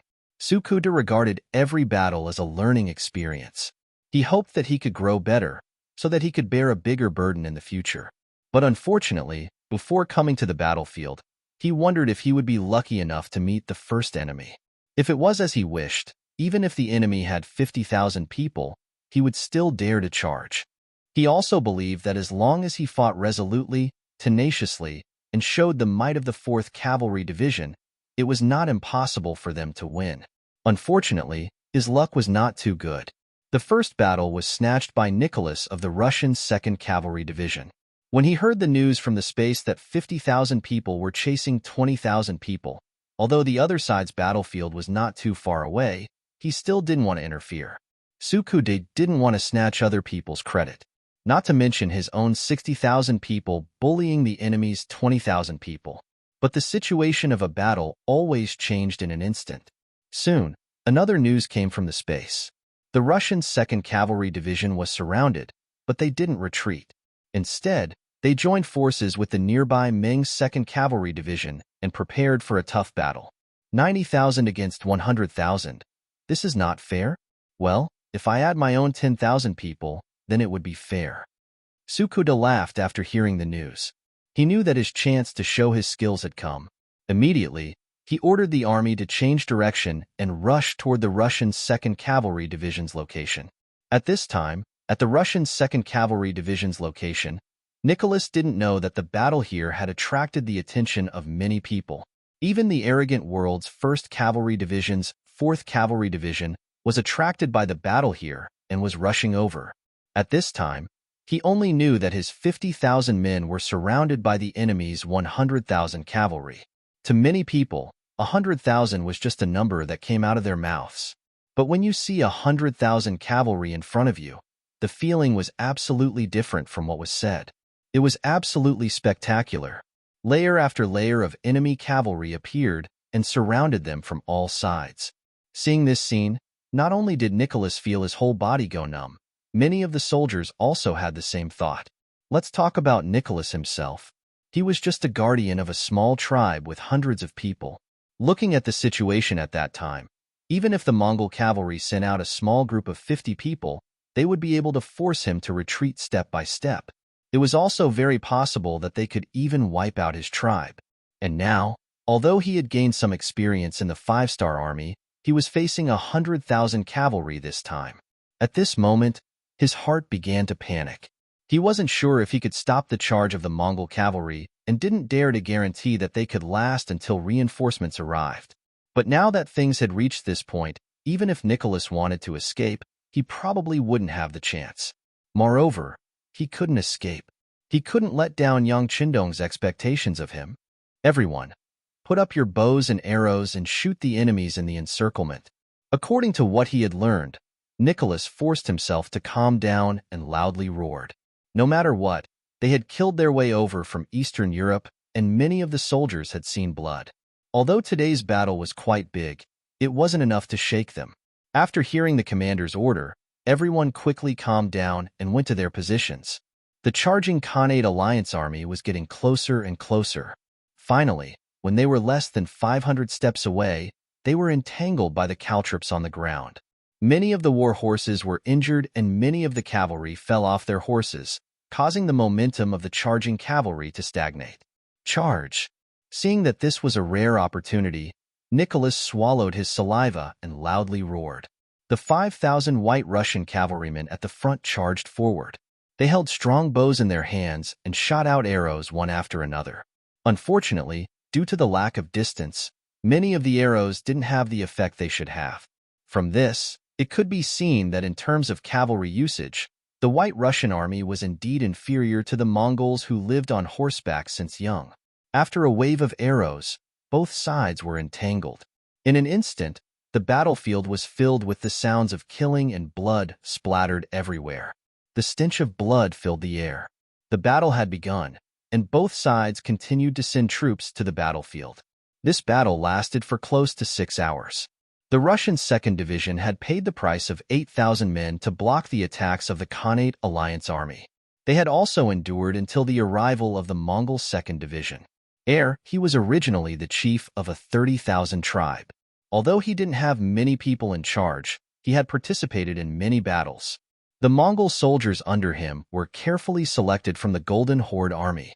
Although they couldn't be said to be 1 in 100, they were all equipped with good military qualities. With their arrival, the pressure on the Russian 2nd Division was reduced by a lot.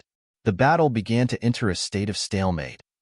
Back to the small forest, it was only a small forest that occupied 5 or 6 acres of land. Compared to the mountainous terrain of the Ilkhanate, it was nothing. Yang Chendong wore an eye-catching golden battle robe and rushed into the small forest, attracting Yeshin's main force here.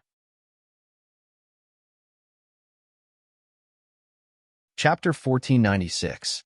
Yeshin had only sent 1,000 cavalrymen to the 5-star army's main camp to scout out the enemy's strength and also to delay the 5-star army. He himself led 1,000 cavalrymen to chase after Yang Chendong. This was their ultimate goal. Before coming here, Yeshin had thought that he would encounter all kinds of problems.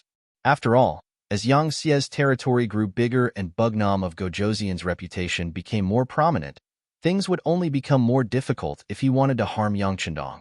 Before coming here, Yeshin had even prepared for the worst, which was that he might not even be able to see Yang Chendong's true appearance even if he used up all 30,000 cavalrymen.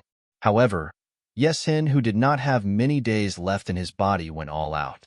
If he didn't kill Yang Chendong, he wouldn't be able to rest in peace even if he died. What he didn't expect was that things would go so smoothly. Not only did they find Yang Chendong, but they also found Yang Chendong, who was alone. Yeshin didn't really care that this person left the main camp and came to this small forest. It was just a small forest. Even if there was an ambush, how many people could there be? If that happened, his 30,000 cavalrymen would be able to drown the enemy with their spit. When they were 1,000 steps away from the small forest, Yeshin's shout was transmitted to the army. Quick, spread out the cavalry and surround this small forest. We can't let Yang Chendong escape. However, before the cavalry behind him could follow his orders, a series of rumbling sounds entered their ears. Then, under everyone's puzzled expression, a huge object suddenly rose from the sky above the small forest. A flying figure with a dark green shell suddenly appeared in front of everyone's eyes. What was this thing that no one could name? It was because they had never seen such a thing before. For a green shell to be able to fly in the air and hover dozens of meters above the ground, the appearance of this object was beyond the imagination of many people. At this moment, they were at a loss for what to do. Following the appearance of the flying object, nearly 30,000 Walla cavalry stood rooted to the ground. They even forgot to charge, to advance, to disperse, and to draw their swords. Ha ha ha! Yang Chendong was sitting in the cockpit of the aircraft with a confident smile on his face. In this world, he was probably the only one who knew what this flying object was, the V-10 helicopter. The W-10 helicopter was 15 meters long, when the rotor blades were rotating, 84 meters tall, and 35 meters wide at its widest point, including the short wings. It adopted the internationally popular tandem cockpit configuration, a narrow fuselage, and a 3-point anti-collision landing gear. It can carry 1,500 kilograms of ammunition, including 57 rockets and Red Arrow series anti-tank missiles. A 23mm machine gun was fixed in front of the cockpit. There was also a 5mm Gatling gun on the side, not the blue one, hee. This was where Yang Chendong's confidence came from. Although the V-10 helicopter in the military warehouse was not the most powerful helicopter in the country, it was still an absolutely powerful weapon in this era. Even if he gave it to the research department in Resin City, they would not be able to replicate it.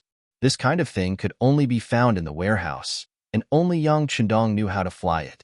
Now that he took it out, he wanted to get rid of Yeshin once and for all. This once troublesome opponent was now a dead man. The V-10 helicopter flew straight into the air, then continued to climb until it reached a height of about 80 meters before it stabilized. The cannon inside the helicopter was aimed at the densely packed Walla cavalry below. A dazzling red light flashed, and a rocket flew at supersonic speed into the Walla cavalry's camp. Boom! With a flash of fire, the rocket launcher exploded on the ground. The shockwave from the explosion caused many of the newly grown trees in the nearby forest to be cut in half. This powerful force also created a huge gap in the Walla cavalry's camp. Yang Chendong, who was sitting in the cockpit, had good eyesight and powerful calculation ability. With just a rough calculation, he calculated the effect of directly or indirectly killing nearly 1,000 people. This was also because the Walla cavalry's camp was too densely packed. Otherwise, the effect would not be so good. After the successful attack, Yang Chendong did not hold back anymore. His right thumb kept pressing, and one rocket after another was fired at the Walla army's camp. Waves of people were thrown off their horses, and corpses were everywhere. Because Yes Hin was at the front, he was not injured by the rocket. However, he still saw everything that happened behind him. Seeing the self-proclaimed heroes, the elite warriors of the cavalry, being blasted to death one after another without even having the chance to wield their swords, and being blasted into pieces, and if they were sent flying by the aftershock, they would vomit blood and die. His heart would bleed. How did Yang Chendong come up with such an invincible weapon? He still remembered that when he first met Yang Chendong, he was stunned by the enemy's rocket that could hit dozens of miles away. He had no choice but to give up on the siege of the great Ming dynasty's capital. Even though many years had passed, Yes Hin still could not forget the scene at that time. And now, when they were gradually getting used to the powerful firearms and cannons of the five-star army, the enemy came up with something that could fly. Moreover, it had such a powerful lethality, and he was once again heavily injured. When he thought about his physical condition, he was afraid that if he failed this time, he would not have the chance to kill Yang Chendong again. He felt his heart bleeding. Men, release the arrows and kill this flying object. Knowing that this was the last chance in his life, Yes Hin gritted his teeth and gave the order to shoot the aircraft. From here, one could see the last remaining elite cavalry of the Wara. Facing the indescribable flying object and the V-10 that had the power to kill them, they did not collapse like the other cavalry troops. Instead, after hearing the order from their leader, Yes Hin, one by one, they knocked their bows and quickly aimed at the V-10 in the air. They used all their strength to release the arrows in their hands. The V-10 rose 80 steps into the air, and under the strong gravity, these arrows without exception fell back to the ground. Even the best archer, the strongest archer, could only shoot 30 to 40 steps away. It was impossible to hurt the V-10 in the slightest. Yang Chendong had long thought of this result. He did not care about the arrows shot by the Walla cavalry. Instead, he used this opportunity to continuously fire rockets and kill the enemy as much as possible. Since even the V-10 was brought out, Yang Chendong did not plan to let these people go. He did not say that he had to kill all of them, but at least 90% of them would be killed. When only 10% of them were left, even if they went out and said something, how credible would it be? How big would their influence be? Everyone would probably call them lunatics. Artillery shells were fired one after another. In less than a quarter of an hour, the outside of the small forest was covered with the corpses of horses and cavalry. With a rough glance, the number of people had probably exceeded 10,000. Finally, under the powerful lethality and the fact that he could only passively take a beating, Yeshin's eyes revealed a look of despair. This feeling of being killed but not being able to hurt anyone at all made him so depressed that he wanted to vomit blood. Looking at the flying object in the sky, he could not help but look up to the sky and sigh. Why was the five-star army always able to come up with an endless stream of unexpected weapons? Why was their heroic Walla cavalry only able to passively take a beating without even being able to fight back? Could it be that Tengri had abandoned them? Leader, let's retreat. General Beaumeur came to Yeshin's side. He could feel the despair in Yeshin's heart. How could he not feel the same way? But in the face of the V-10, they were really helpless. They did not even have a flintlock. How could they compare with such a high-end helicopter? Retreat? Don't we have any other way? The enemy's artillery shouldn't be endless. Yes Hin said with a look of unwillingness. Just as Yes Hin said, there were not many artillery shells left in the V-10. Yang Chendong was not going to use them. It was not that he was reluctant to use them. There were many good things in the big warehouse. He did not use them because there were no large groups of enemies in his line of sight. It would be a waste to use the rocket launchers. Next, it was time for the machine gun to show its power. Yang Chendong gave up the 23mm machine gun and chose the 14.5mm Gatling gun. This machine gun had a fast firing rate and was powerful enough. At least, it was more than enough to deal with the Walla cavalry. After fixing the Gatling gun, Yang Chendong adjusted it to the best angle and used his skillful flying skills to start another massacre. Da-da-da-da, da-da-da-da, da-da-da-da. The Gatling gun displayed its unique tyrannical side. Bullets flew, piercing through the air, piercing the skin of the cavalrymen. Lives were quickly drained away. One by one, the cavalrymen fell to the ground in despair. Even in death, they didn't understand what this flying object was. How many more weapons did it have? Could it win or not? Did they have the ability to fight back when it arrived? Their actions, or rather, their actions of throwing their lives away, were nothing. The sound of gunfire continued, and at the rate of thousands of shots per minute, the Walla cavalrymen who were still standing in place, seemingly waiting for their verdict, were shot down one by one. It was as easy as a human pulling out weeds. Under the intense gunshots, more and more Walla cavalry were killed. This tragic scene, or rather, this helpless scene, finally crushed the hearts of the cavalrymen. When they realized that there was nothing they could do but die here, they began to flee. Chapter 1497. With the first to escape, there would be a second. They were already under great psychological pressure and were about to collapse. Now that there was such a fuse, everyone followed suit. In this way, these people quickly formed a torrent. In a short period of time, the number of cavalry that escaped had reached thousands. In the cockpit of the V-10 helicopter, Yang Chendong looked at the Mongolian cavalry that had gathered together again. He placed the Gatling gun to the side and then pressed the button to launch the rocket. There was a hint of madness on his face as he said, "You think you can come and go as you please? Where do you think this is, huh?" As soon as the word left his mouth, a rocket whizzed out and landed right in the middle of the fleeing cavalry camp. At that moment, the rocket hit at least dozens of people, shattering their bones and killing them on the ground. The powerful aftershock set off a huge wave that overturned the Mongolian cavalry that were more than 10 meters away. Their horses were sent flying, and the cavalry fell to the ground. It was a tragic death. After the rocket, Yang Chendong once again controlled the Gatling gun. He liked the feeling of chasing after the enemy and firing continuously. At this time, he couldn't help but think of Beta Persei. If this person was here, he would probably be shouting excitedly while firing. The gunshots continued, and under the continuous gunshots, more and more Walla cavalry were killed on their horses or thrown away because their horses were shot. It was unknown whether they were dead or alive. In less than an hour, more than half of the nearly 30,000 Walla cavalry had been killed or injured. On the battlefield, other than 1,000 people who were lucky enough to escape, there were less than 5,000 cavalry led by Yesin. Bomur, I order you to take the people and leave here. In the future, if the Wara people want to survive, they will need a certain amount of armed forces. In the future, I can't protect them anymore. It's up to you. At this moment, Yesin began to entrust the children to him. The cruelty of reality and the appearance of the V-10 helicopter made Yesin's heart completely despair. He finally realized that all along, Bugnam of Gojoseon had never taken him seriously. Otherwise, if he had taken out such a flying object earlier, he would not have been able to do anything. And now, even though he knew, he did not plan to leave. Since he couldn't take revenge, even if he died, he would die in the hands of his enemy. This could be considered a kind of heroism, a kind of fulfillment of his wish. Chief, Bomur was stunned when he heard Yesin's words, and then tears came out of his eyes.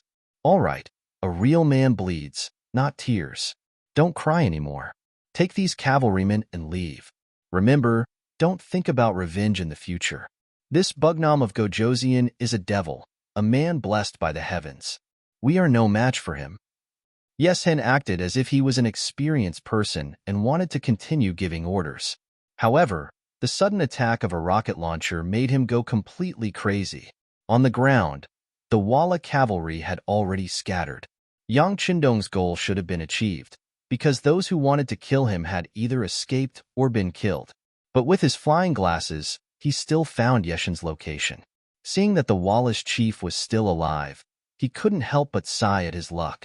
Since that's the case, he will give him another rocket launcher. He doesn't believe that people can be made of iron. Even if they are made of iron, he will refine them into water. As such, just as he was about to instruct Muir about the matters behind him, a rocket suddenly exploded a dozen meters away from him. The powerful shockwave directly sent Muir, who was facing the shockwave of the rocket, flying away. Yesen was lucky. His back was facing the direction of the rocket launcher, so he didn't die immediately. Instead, he was injured by the aftermath and fell to the ground. But even so, he was seriously injured. A large piece of shrapnel was embedded in his back. Under the medical conditions at that time, it was very difficult to save him. After lying on the ground for a long time, Yesen slowly raised his head and saw the scene of Muir bleeding from the corner of his mouth and dying not far away. Muir was his hope and the protector of the Wara tribe in the future. Without him and Muir, what should they do if someone bullied their tribe? He originally wanted to kill Yang Chendong, but not only did he fail to hurt Yang Chendong in the slightest, he even lost his own Muir. This result made him angry and unwilling to accept it, and he cursed loudly, F***. This was the final voice of the once ambitious and ruthless character. After shouting this sentence, he exhausted the last bit of strength in his body and turned around. Because of this, the shrapnel penetrated deep into his body. Yesen didn't care about all this. He just looked up at the sky. At this time, the sky in his eyes was so blue and clear that people couldn't help but linger back and forth. Cough. With a light cough, blood flowed out from the corner of Yesen's mouth, and then more and more blood flowed out. Slowly, Yesen died with his eyes wide open. Perhaps when he died, his heart was full of unwillingness, so he couldn't close his eyes in peace. In midair, Yang Chendong finally stopped shooting. As far as the eye could see, it was difficult to find a single living person in the huge battlefield. Apart from a few lucky warhorses circling in place, there were no other living creatures in sight. AI, why did you seek your own death? Yang Chendong, who had calmed down, looked at the massacre in front of him and couldn't help but shake his head. He was not a bloodthirsty person, but there were some things that he had to do. Unknowingly, the warrior Tin had disappeared. Yang Chendong untied the reins of the white dragon, tied to the tree stump, and rode it back to the central camp. From the time Yang Chendong left until his return, nearly 4 hours had passed. For nearly 4 hours, the people in the central camp were worried about his safety. Only when Yang Chendong returned unharmed did everyone breathe a sigh of relief. Then Yang Chendong saw a lot of people cleaning up the battlefield. 1,000 Wala cavalry launched an attack on the main camp. Although they had the advantage in numbers, they were facing the black cavalry dragon guards who were wielding the 95 style. In the end, not a single one of them was left alive as corpses. Ba Daojiang came forward and reported the battle. Then, he remembered the Wala cavalry and couldn't help but ask curiously, "Sixth young master, was it Yesen who came?" Yang Chendong knew what he wanted to ask. He also knew that some things couldn't be hidden. After all, more than 20,000 people died. If they didn't deal with it properly, it would be a big problem if there was a plague. Yang Chendong said that he wanted to say it, but he could choose to say it. Yes, it was Yesen who came, but he's already dead. Most of his cavalry was also killed by our ambush. It's just that they still have things to do, so they left in a hurry. How about this? You take half of the people to clean up the battlefield. Oh right, there are too many corpses. We don't have enough people, so we can burn them. Oh, hearing that the ambush had left, Ba Daojiang didn't ask any more questions. In his opinion, this was a normal thing. After all, their opponent this time was the 300,000 cavalry of the Khanate. Although they had 400,000 soldiers and had a slight advantage, they weren't as familiar with the terrain as the enemy. Moreover, even in a war, one should use all their strength and not hold back at all. Ba Daojiang nodded understandingly. Then, he led 100 black cavalry and 600 to 700 medical personnel to the battlefield in the small forest. However, when they arrived at the battlefield, although many of them had already experienced large and small battles, some of them couldn't help but vomit on the ground. The situation on the battlefield was simply too tragic. There were countless people with broken limbs, and dead limbs were strewn all over the place. It was like a living hell. Ba Daojiang didn't vomit. After a long period of training, his tolerance in this aspect was very high. However, what he couldn't understand was why he didn't see any corpses of his own soldiers on the battlefield. More than 20,000 enemy cavalry died here, and they were the elites of the Wara. They were also people who had survived countless battles. They shouldn't have been unable to fight back. Could it be that their corpses had been carried away? Well, that was the only possibility. However, which army could do this? From the looks of the battlefield, there were many deep craters caused by cannons. It should be the work of the Longfeng division. Who cooperated with them? Ba Daojiang had some doubts in his heart, but considering that all of this was arranged by the sixth young master, he didn't ask any more questions. Instead, he started to burn the corpses. Whether it was Ivan's rebellion or Yeshin's sudden appearance, it didn't affect the battlefield at all. On the main battlefield, it didn't have much of an effect. The soldiers also didn't expect that their southern Wu King would encounter danger one after another in such a short time. At this time, they didn't know that they were fighting with the Khanate army or preparing to fight. The two divisions of Russia and Ming had already gathered their forces, and their strength had increased greatly. Ming, he was able to lead 40,000 soldiers because of Yang Chindong's favor. This number was even more than the number of tribesmen he had before. Because of this, he decided to perform well.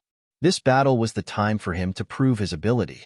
Because of this, Ming fought very fiercely as soon as they arrived. Both sides were people who lived on horseback, and the battle was very lively. Victory and defeat couldn't be decided in a short time. However, the five-star army's fighting spirit was different from the Khanate army's passive fighting spirit. Gradually, the scales of victory began to shift towards the five-star army's side. This was the effect produced by the difference in the system. Let's talk about the Khanate army first. They had no choice but to fight. It seemed like they were protecting their own territory and were acting in a righteous manner. However, these Khanates were all aristocrats, which meant that 90% of the wealth was in the hands of less than 5% of the nobles. Ordinary people could only fight for the remaining 10% of the wealth with 95% of the population. Chapter 1498. Under such an unequal situation, even if the Mongol cavalry achieved military merits, the rewards they received were few and far between. This caused them to lose their motivation, because they were not fighting for themselves, but for the nobles and aristocrats. Looking at the five-star army, it looked like they were the invaders and should belong to the unjust side, but the excellent treatment of soldiers and military merit system filled everyone with motivation and confidence. Through military merit, they could let themselves and their families live better lives. As long as they worked hard and dared to risk their lives, they might be able to obtain more. Moreover, the five-star army's military rules were there, so there was no need to worry about anyone stealing your military merit, because if that was the case, you could appeal to the military inspection department. Once it was verified, not only would your military merit be returned, but whoever took the merit would also be punished.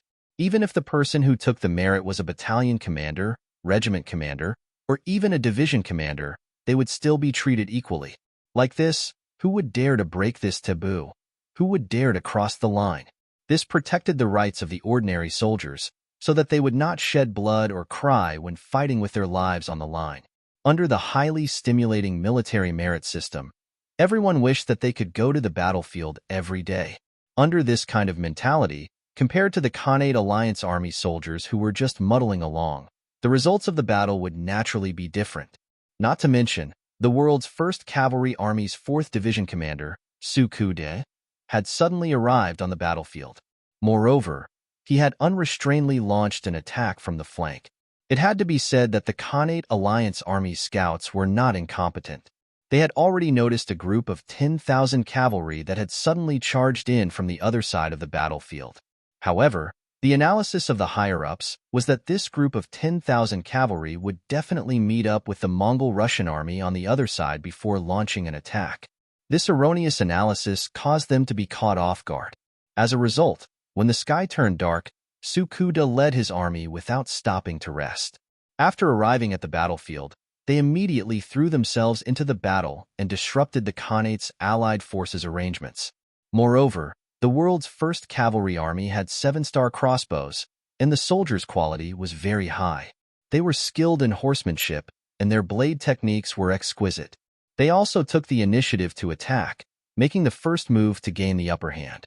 Therefore, when they appeared, they dealt a heavy blow to the Khanate Alliance army. By the time they reacted and began to deploy their cavalry to defend the battlefield, they were already one step behind the enemy. It's our reinforcements, the elite 4th Division of the 1st World Cavalry Army. Nicholas and received the news at the same time. After looking at each other, they made the same decision. They would immediately take advantage of the situation to launch a counterattack. They would cooperate with the world's 1st Cavalry Army to give the enemy a heavy blow. Perhaps this would be a good opportunity to annihilate the enemy. Immediately, the Russian and Mongol divisions blew the horn for the charge. Tens of thousands of cavalry pressed forward like an avalanche, charging into the main camp of the Khanate Alliance. While the battle here was in full swing, on the other main battlefield, the two sides were also at daggers drawn, ready to fight at any time. The two divisions of Lingfeng were surrounded. Two mixed cavalry divisions of the Third Army were also surrounded, totaling around 30,000 people. The one who surrounded them was Hazen Khan of the Ilkhanate. He brought along 70,000 cavalrymen from his own country and 20,000 cavalrymen from the Kazakh Khanate. A total of 90,000 people formed a huge encirclement. With 3 times the number of troops, they held the initiative. If it wasn't for the fact that the sky was already dark, they would have already launched their charge. Order all the troops to be on duty at night. Don't allow a single member of the 5-star army to escape, Hazen Khan said with a smug look on his face. Previously, Alateng had risked his life to learn of the 5-star army's attack plan from Ivan. Others didn't believe it, but he did. He had arranged his army here in advance, and sure enough, a 30,000-strong army of the 5-star army was passing by. But they were blocked by him, and were completely surrounded. Although 30,000 people weren't too important for the 5-star army, who had an army of 400,000. However, if he could wipe out all 30,000 people here, it would be a big victory. When the Khanate Alliance army held a meeting, he, Hazen Khan, would be able to straighten his back. Looking at the pitch-black night outside, Harsenhan was a little worried at this time. He was afraid that the 5-star army would choose to break out in the middle of the night. Therefore, he ordered them to be on guard and not allow a single member of the 5-star army to escape from their encirclement. The sky will brighten soon. At that time, it will be time for our blades to drink blood. Hazen Khan chuckled as he looked forward to it. Compared to the nervousness of the Khanate Alliance army, the 30,000 5-star army soldiers weren't idle either. However, they didn't have any intention of breaking out of the encirclement. Instead, they dug trenches throughout the night. The entire 2 divisions of Lingfeng were here. If they wanted to display their advantage, they needed enough trenches. Only then could they display their powerful firepower. As for the enemies surrounding them, Division Commander Xiaofeng didn't have any misgivings. He thought that the number of Khanate Alliance army cavalry surrounding them was still too small. There were less than 100,000 people, and it wasn't enough for them to eat. Of course, according to the rules, regardless of whether they thought highly of the Khanate Alliance army on the outside, since they had discovered the enemy's main force and were surrounded, they had to report this matter. Moreover, they had to spread the news to their allies nearby. Commander Wu Shang of the Third Army, who was 150 kilometers west of them, received the news. What? Our 2 mixed cavalry divisions are surrounded? Then we have to go and save them. Immediately send a telegram to the 6th young master and tell him our thoughts. Xiaofeng became excited after receiving the news.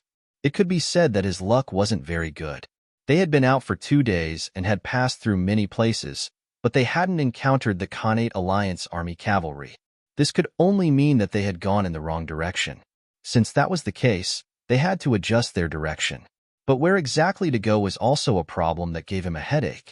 Now that they had learned that the 2 divisions of the Cold Front Division were surrounded, they had found one of the main forces of the Khanate Alliance army. Even if they couldn't eat the meat, they could at least drink the soup. With this thought in mind, Wu Shang sent a telegram to Yang Chendong to ask for instructions on the pretext of saving his 2 mixed cavalry divisions. In the central camp, the danger was already far away. Yang Qindong had also returned to his own tent. Wang Shan, the director of the communications department, was also in the tent. He was delivering the received telegrams to Yang Qindong so that Yang Qindong could better understand the situation of the battlefield. Yang Qindong saw the telegram from the Third Army as soon as it arrived. How could he not see that Wu Shang couldn't find the enemy's main force and wanted to use this opportunity to get a share of the loot? If any other officer had made such a request, he would naturally refuse. This piece of meat was found by the 2 divisions of the Cold Front Division, so how could anyone else snatch the benefits? But since it was a telegram from Wu Shang, it was a different story. Speaking of which, Yang Qindong felt that he had let Wu Shang down. He had left him for 10 years in Eastern Europe without any reinforcements. He had to face the 2 behemoths of the Golden Horde and the Rossi Principalities. He could imagine how difficult it must have been. Speaking of which, Wu Shang's Third Army could also be called the Third Army of the Cold Front Division. But because they had been separated for so long, many excellent soldiers had been killed in battle. That was why they were no longer as strong as they used to be. Although they had recovered from the recruitment, their fighting strength was far from what it used to be. Right now, they wanted to make a contribution. Moreover, there were 20,000 soldiers from the Third Army surrounded. It was reasonable for them to send reinforcements. Okay, send a telegram to Commander Wu Shang and agree to his request. Yang Qindong gave his answer after some consideration. If Wu Shang was allowed to go, then the other armies wouldn't be so lucky. They would have to find their own opportunities. In contrast, the commander of the world's first cavalry army, Tian Hu, had his own plans. As the strongest army in the world of cold weapons, Tian Hu had his own pride. He couldn't do things like knowing the intelligence of others. What he needed to do was to make use of his own advantages and make greater contributions. What were the advantages of the world's first cavalry army? Without a doubt, they had the fastest warhorses and the strongest cavalry, as well as the 7-star crossbow, which was an excellent weapon for shooting enemies at close range. With so many advantages, they were destined to not be an ordinary army. Only greater contributions were worthy of them. And what was this contribution? In Tian Hu's eyes, it was to directly attack the enemy's den and take down the capital of the Ilkhanate, Dabuli. Speaking of which, the Ilkhanate had long been destroyed. They were now known as the Zarathir dynasty, and their capital was in Dabuli. This name was nothing more than a means used by Harsan Khan to maintain the same status as the other Khanates. This time, in order to stop the 5-star army from coming to the west, Harsan Khan had mobilized almost all the forces that could be mobilized within the kingdom, and then sent his troops out of the capital. He wanted to stop the 5-star army outside, and even severely injure them. The idea was good, but the reality was cruel. How could they achieve it just by thinking? For this battle, Harsan Khan had conscripted all the men above the age of 14 in the country, making their capital Dabuli very empty. According to the information from the intelligence department, there were less than 5,000 soldiers in the city. This was an opportunity. As long as they were fast, it was very likely that they would be able to take down Dabuli and completely cut off the connection between Harsan Khan and his base.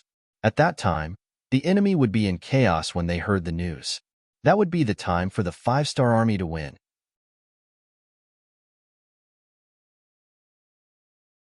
Chapter 1499. It was easy to take down Tabulia, but the subsequent matters would be troublesome. The other Khanates would also not sit back and watch such a thing happen. They would definitely send their troops here and even surround them.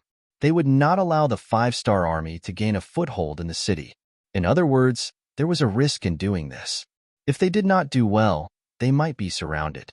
Others might be afraid, but the world's first cavalry army led by Tian Hu would not be afraid. To him, this kind of challenge was exciting enough to show the true strength of the world's first cavalry army. Of course, Tian Hu was not a blindly arrogant person. Before taking action, he decided to accumulate more strength. For example, he would mobilize the 5 divisions under him to strengthen his own strength. This was like forging iron. One needed to be strong. The 1st, 2nd, 3rd, and 5th divisions rushed over after receiving the order. Only the 4th division was busy helping the Russian and Mongolian divisions. They did not have the chance to come and help. Because of this, Tian Hu decided not to wait for them.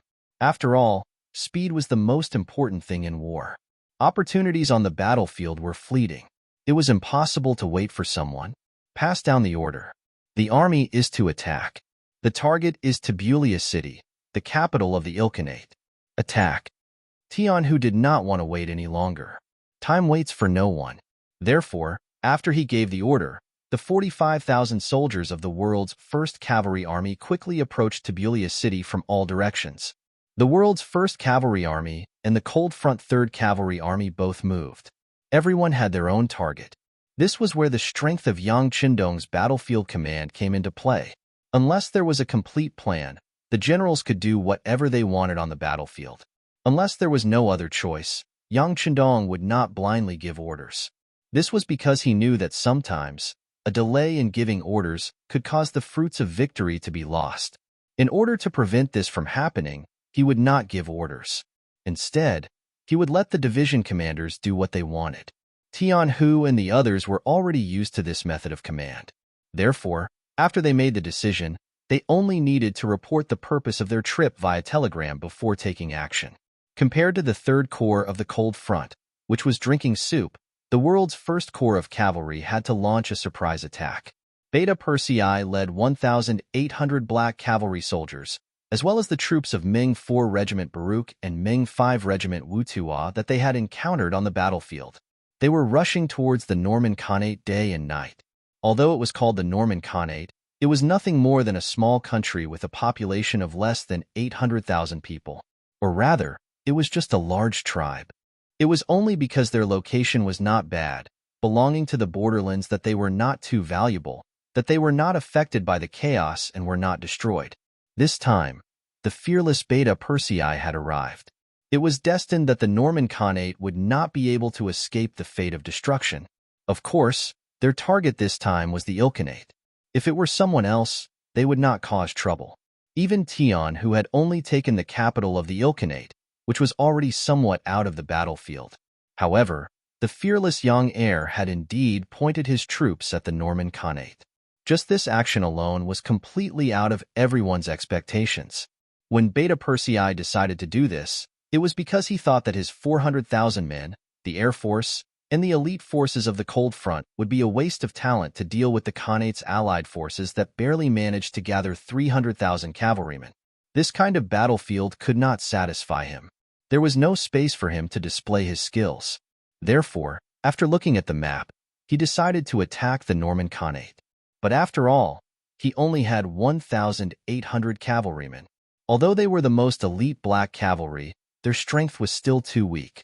Coincidentally, he had learned the location of Ming 4 Regiment and Ming 5 Regiment commander through the help of the Air Force. He immediately rushed over and asked the 2 division commanders to assist him. Who was Beta Persei? It was not an exaggeration to say that he was Yang Qindong's shadow. He was one of the closest people to him.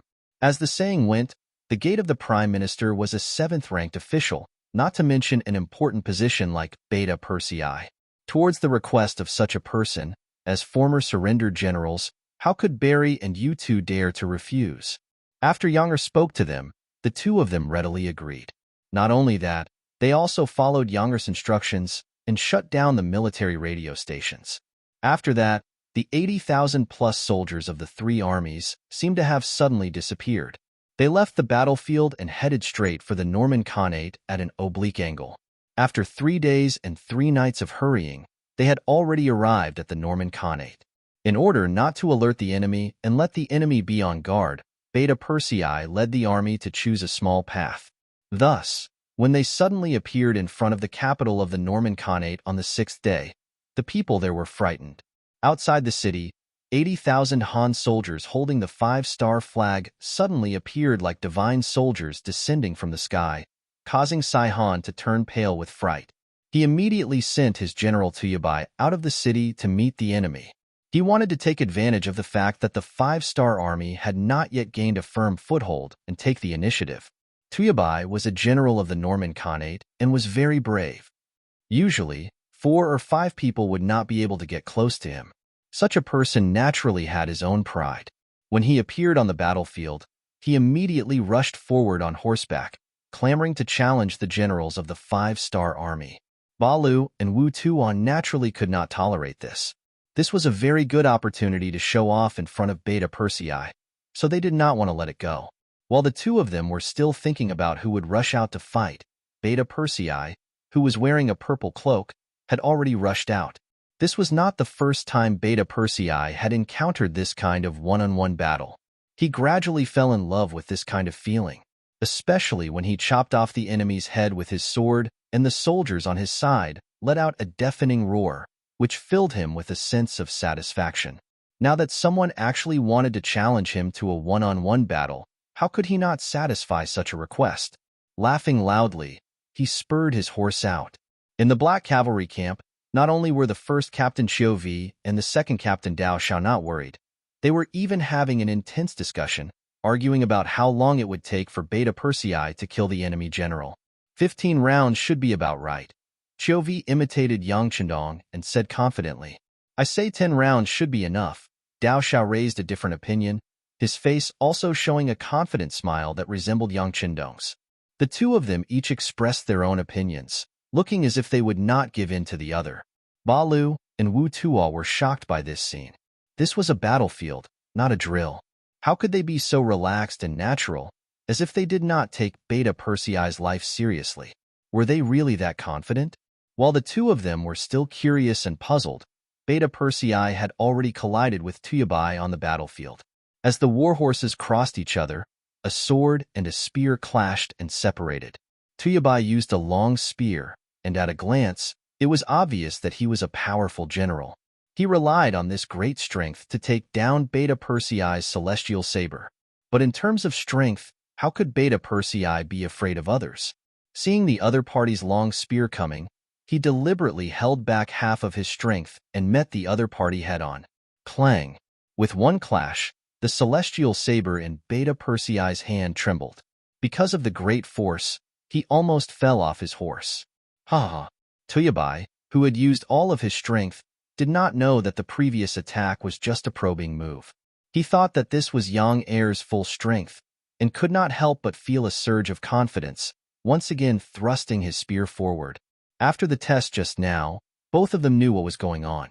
Beta Persei did not believe that the other party would have the same idea as him. This could be seen from the laughter just now. Since he was so proud, now was the time for him to cry. Beta Persei, who was riding on the horse, calmed his dantian and switched his sword to his left hand. Just as the two horses were about to pass each other, he suddenly stretched out his right arm and touched the other party's long spear. Beta Persei dared to do this because he was confident in his own strength and the plate armor on his body.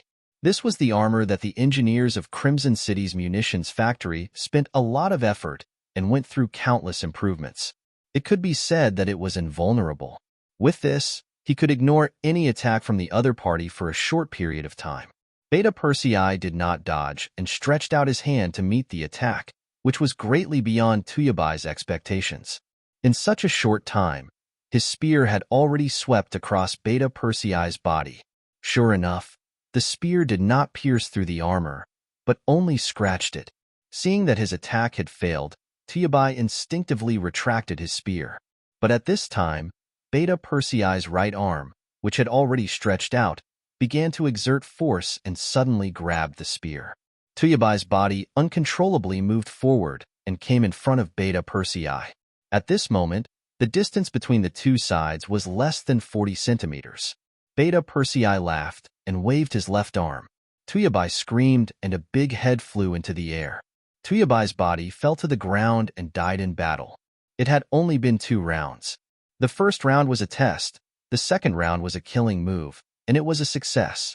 Seeing this scene in the eyes of the two generals, Barry and Wu Tuo, they were naturally shocked. Even Xiu Vi and Dao Xiao shut their mouths at this moment. After all, it was far beyond their expectations to kill the enemy general so quickly.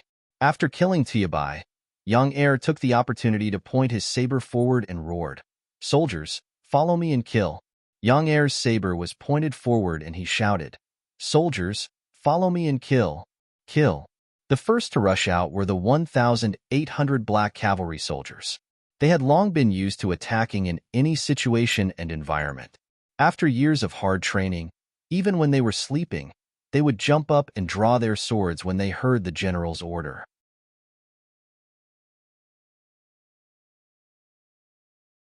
Chapter 1500. 1,800 black cavalry, armed to the teeth, swarmed out like a black dragon and charged towards the capital of the Norman Khaganate. This scene caused the enemy cavalry to turn and flee. Even their general, Tuyabai, had his head chopped off in just 2 rounds. They did not think that they were that powerful. The cavalry of the Khaganate turned and fled, giving Beta Persei and the black cavalry an opportunity. They galloped their horses and followed the Mongol cavalry into the city. On the city gate tower, Saihanhan saw all of this with his eyes. When he saw the 5-star army charging into the city so easily, he angrily shouted, "Shoot the arrows! Shoot the arrows! Don't let them enter the city. Kill them and close the gates." Saihanhan's reaction was very fast.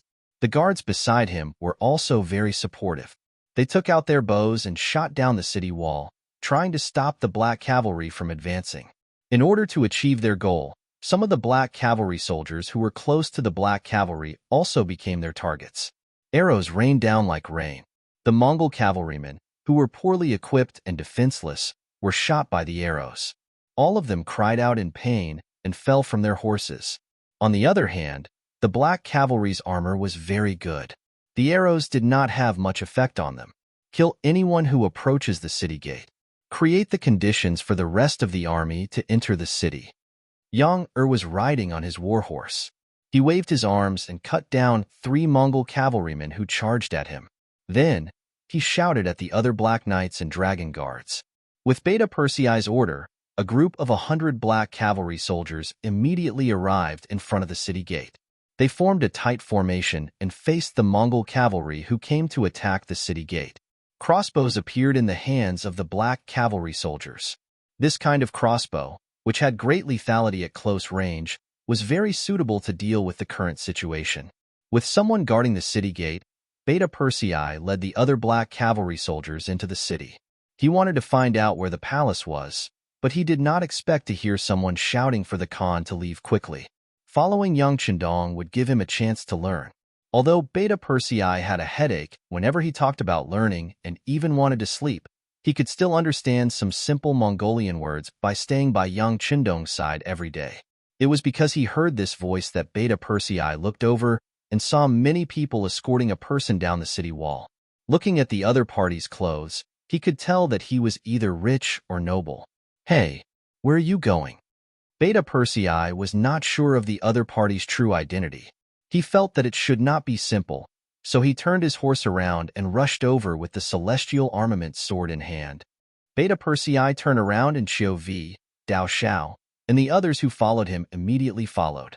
This caused the black cavalry to follow in large numbers. When Saihanhan saw all of this, he turned pale with fright. He thought that his identity had been exposed and immediately shouted, "Guards, stop them! Stop them!" There was no lack of loyal guards among the guards. After hearing Saihanhan's shout, hundreds of people rushed out with swords and spears. It looked quite imposing. However, these guards came in a hurry and did not even ride on war horses. How could they be a match for the most elite black cavalry in the 5-star army? In just a single exchange, dozens of heads and bodies were separated from their bodies. The impact of these hundreds of guards was like a mantis trying to stop a chariot. The effect was really limited. This also allowed Beta Persei to quickly rush in front of Saihanhan. Saihanhan, the dignified great Khan of the clan, was in a very sorry state at this moment. He did not even swing his sword, even though he was already holding a sharp sword in his hand. Second Master Yang's big hand grabbed him and pressed him down on the horse. "No, don't kill me. I'm Saihanhan. I surrender." Saihanhan had just witnessed the scene of Beta Persei killing Tuyabai. At this moment, he was extremely scared and hurriedly begged for mercy in Mongolian. "What are you talking about? I don't understand." Beta Persei did not understand so much Mongolian at once. In a fit of anger, he roared. At this moment, coupled with the murderous aura on his body, Saihanhan had the urge to faint. "Don't kill me. I'm Saihanhan. I'm the great Khan of the Norman Khanate. I'm willing to surrender. I surrender." In a hurry, Saihanhin could only repeat in Chinese. Although it was not very authentic and was even a little talkative, this time Beta Persei really heard it clearly. He did not expect that the person he casually grabbed would be the Great Khan. He immediately laughed and said, "Ha ha ha, God is really taking care of me. That's for the best. Tell your men to put down their weapons immediately. I'll chop off one of your fingers if they're late." Hearing Beta Persei's thunderous voice, Saihanhin kept nodding. "Yes, I'll tell them to surrender right away. Wait a moment." In order to save his life, Saihanhin sat on his horse and began to shout loudly in Mongolian. With his identity as the Khan, he ordered his men to put down their weapons and surrender to the 5-star army. The Great Khan's orders still had a lot of prestige in the tribe. Perhaps if he told them to throw away their lives, they would still fuss about it. But if he said to surrender in order to save their lives, not many people would disobey the order, especially when the 5-star army's performance was so brave and powerful. In addition, they had long heard all kinds of rumors about the 5-star army's power. Immediately, everyone threw down their weapons and surrendered, squatting on the ground. When Barry and Yuchuo led the army into the city, they saw the scene of the entire city kneeling on the ground. This result shocked the 2 division commanders. When they looked at Beta Persei, their eyes were full of worship. With just 1,800 cavalrymen, not only did they charge into the city and capture the Khan, they also made the 10,000 cavalrymen surrender and kneel on the ground. If it didn't happen in front of their eyes, they wouldn't believe it even if someone else told them. On the contrary, Beta Persei, who was worshipped, was not surprised at all. Leading the most elite black cavalry of the 5-star army, he would not be surprised at anything. Okay, immediately seal off the entire city. Don't spread the news here. Check the captured goods, especially the food, and be ready to attack again. Taking down the Norman Khanate was naturally not Beta Persei's ultimate goal. In his eyes, the real boss was the Great Khan of the Timur Empire, Amur. As long as he captured him, the mission would be considered complete. Come, immediately report this matter to the young master. At the same time, inform him of our plan. Plan? Is it about the surprise attack on the Timur Empire? Captain Chiu V, who was following beside him, asked excitedly. That's right. Beta Persei nodded, and then his eyes were filled with excitement. If this matter could really be accomplished, then there was no doubt that this time he would be able to show his face. It would also be enough to prove that he was a real valiant general, and not just a subordinate of the young master. In the main tent, the telegram was quickly sent to Yang Chendong. Director Wang Shan, who was in charge of delivering the telegram, also said excitedly, "Sixth young master, look, Brother Beta Persei has made a meritorious service again." Haha, that's right. His surprise attack was indeed very unexpected. It's just that. Yang Chendong did not say what it was. However, Wang Shan could sense that Yang Chendong was worried about whether or not he would be able to launch a surprise attack on the Timur Empire. Yang Chendong was indeed a little worried. After all, although the Norman Khanate had the name of a country, it was actually just a small tribe. The total army of the whole country was less than 100,000 people. They had also sent a large number of troops to support the eastern and main lines, so they basically did not have many troops in the capital. However, the Timur Empire was completely different. Their influence was so great that it was not inferior to the Golden Horde. Their capital, Herat, located in the northwest of Afghanistan, was heavily guarded. It was not a place that could be taken down easily. If things were not handled well, they might fall into a siege, which would be very dangerous. Yang Chendong was not a person who did not take risks, but that was because he had Datsang by his side, so he had no scruples. In contrast, Beta Persei only had a little more than 80,000 troops, so it would be very difficult for him to succeed. Sixth young master, how should I reply? Wang Shan saw that Yang Chendong did not speak for a long time, so he asked softly. Agree to Beta Persei's request, but tell him that it would be best if it can be done. If it can't be done, then immediately retreat, and I will personally pick him up. Yang Chendong's expression instantly became much more serious, and his eyes were filled with fighting spirit. Even Beta Persei was not afraid of danger, so what did he have to be afraid of? At worst, he could just use Datsang's power. Sixth young master wants to kiss him? Hearing Yang Chundong's answer, Wang Shan's eyes widened. Yes, in that case, immediately notify the Black Cavalry Group. We will prepare to set out tonight and meet up with the 2nd Division of the Cold Front.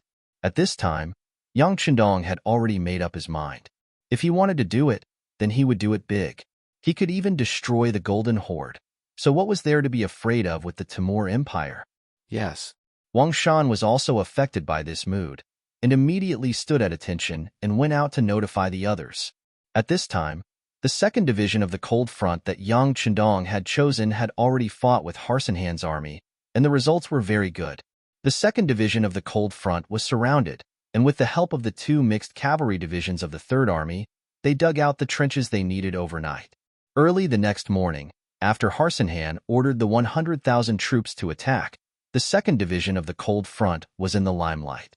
They did not need the help of the 2 mixed cavalry divisions, and they easily repelled the enemy's attacks again and again. You're tuning in to the Warrior Lore YouTube channel. Don't forget to subscribe and join us on this journey to catch the most captivating stories.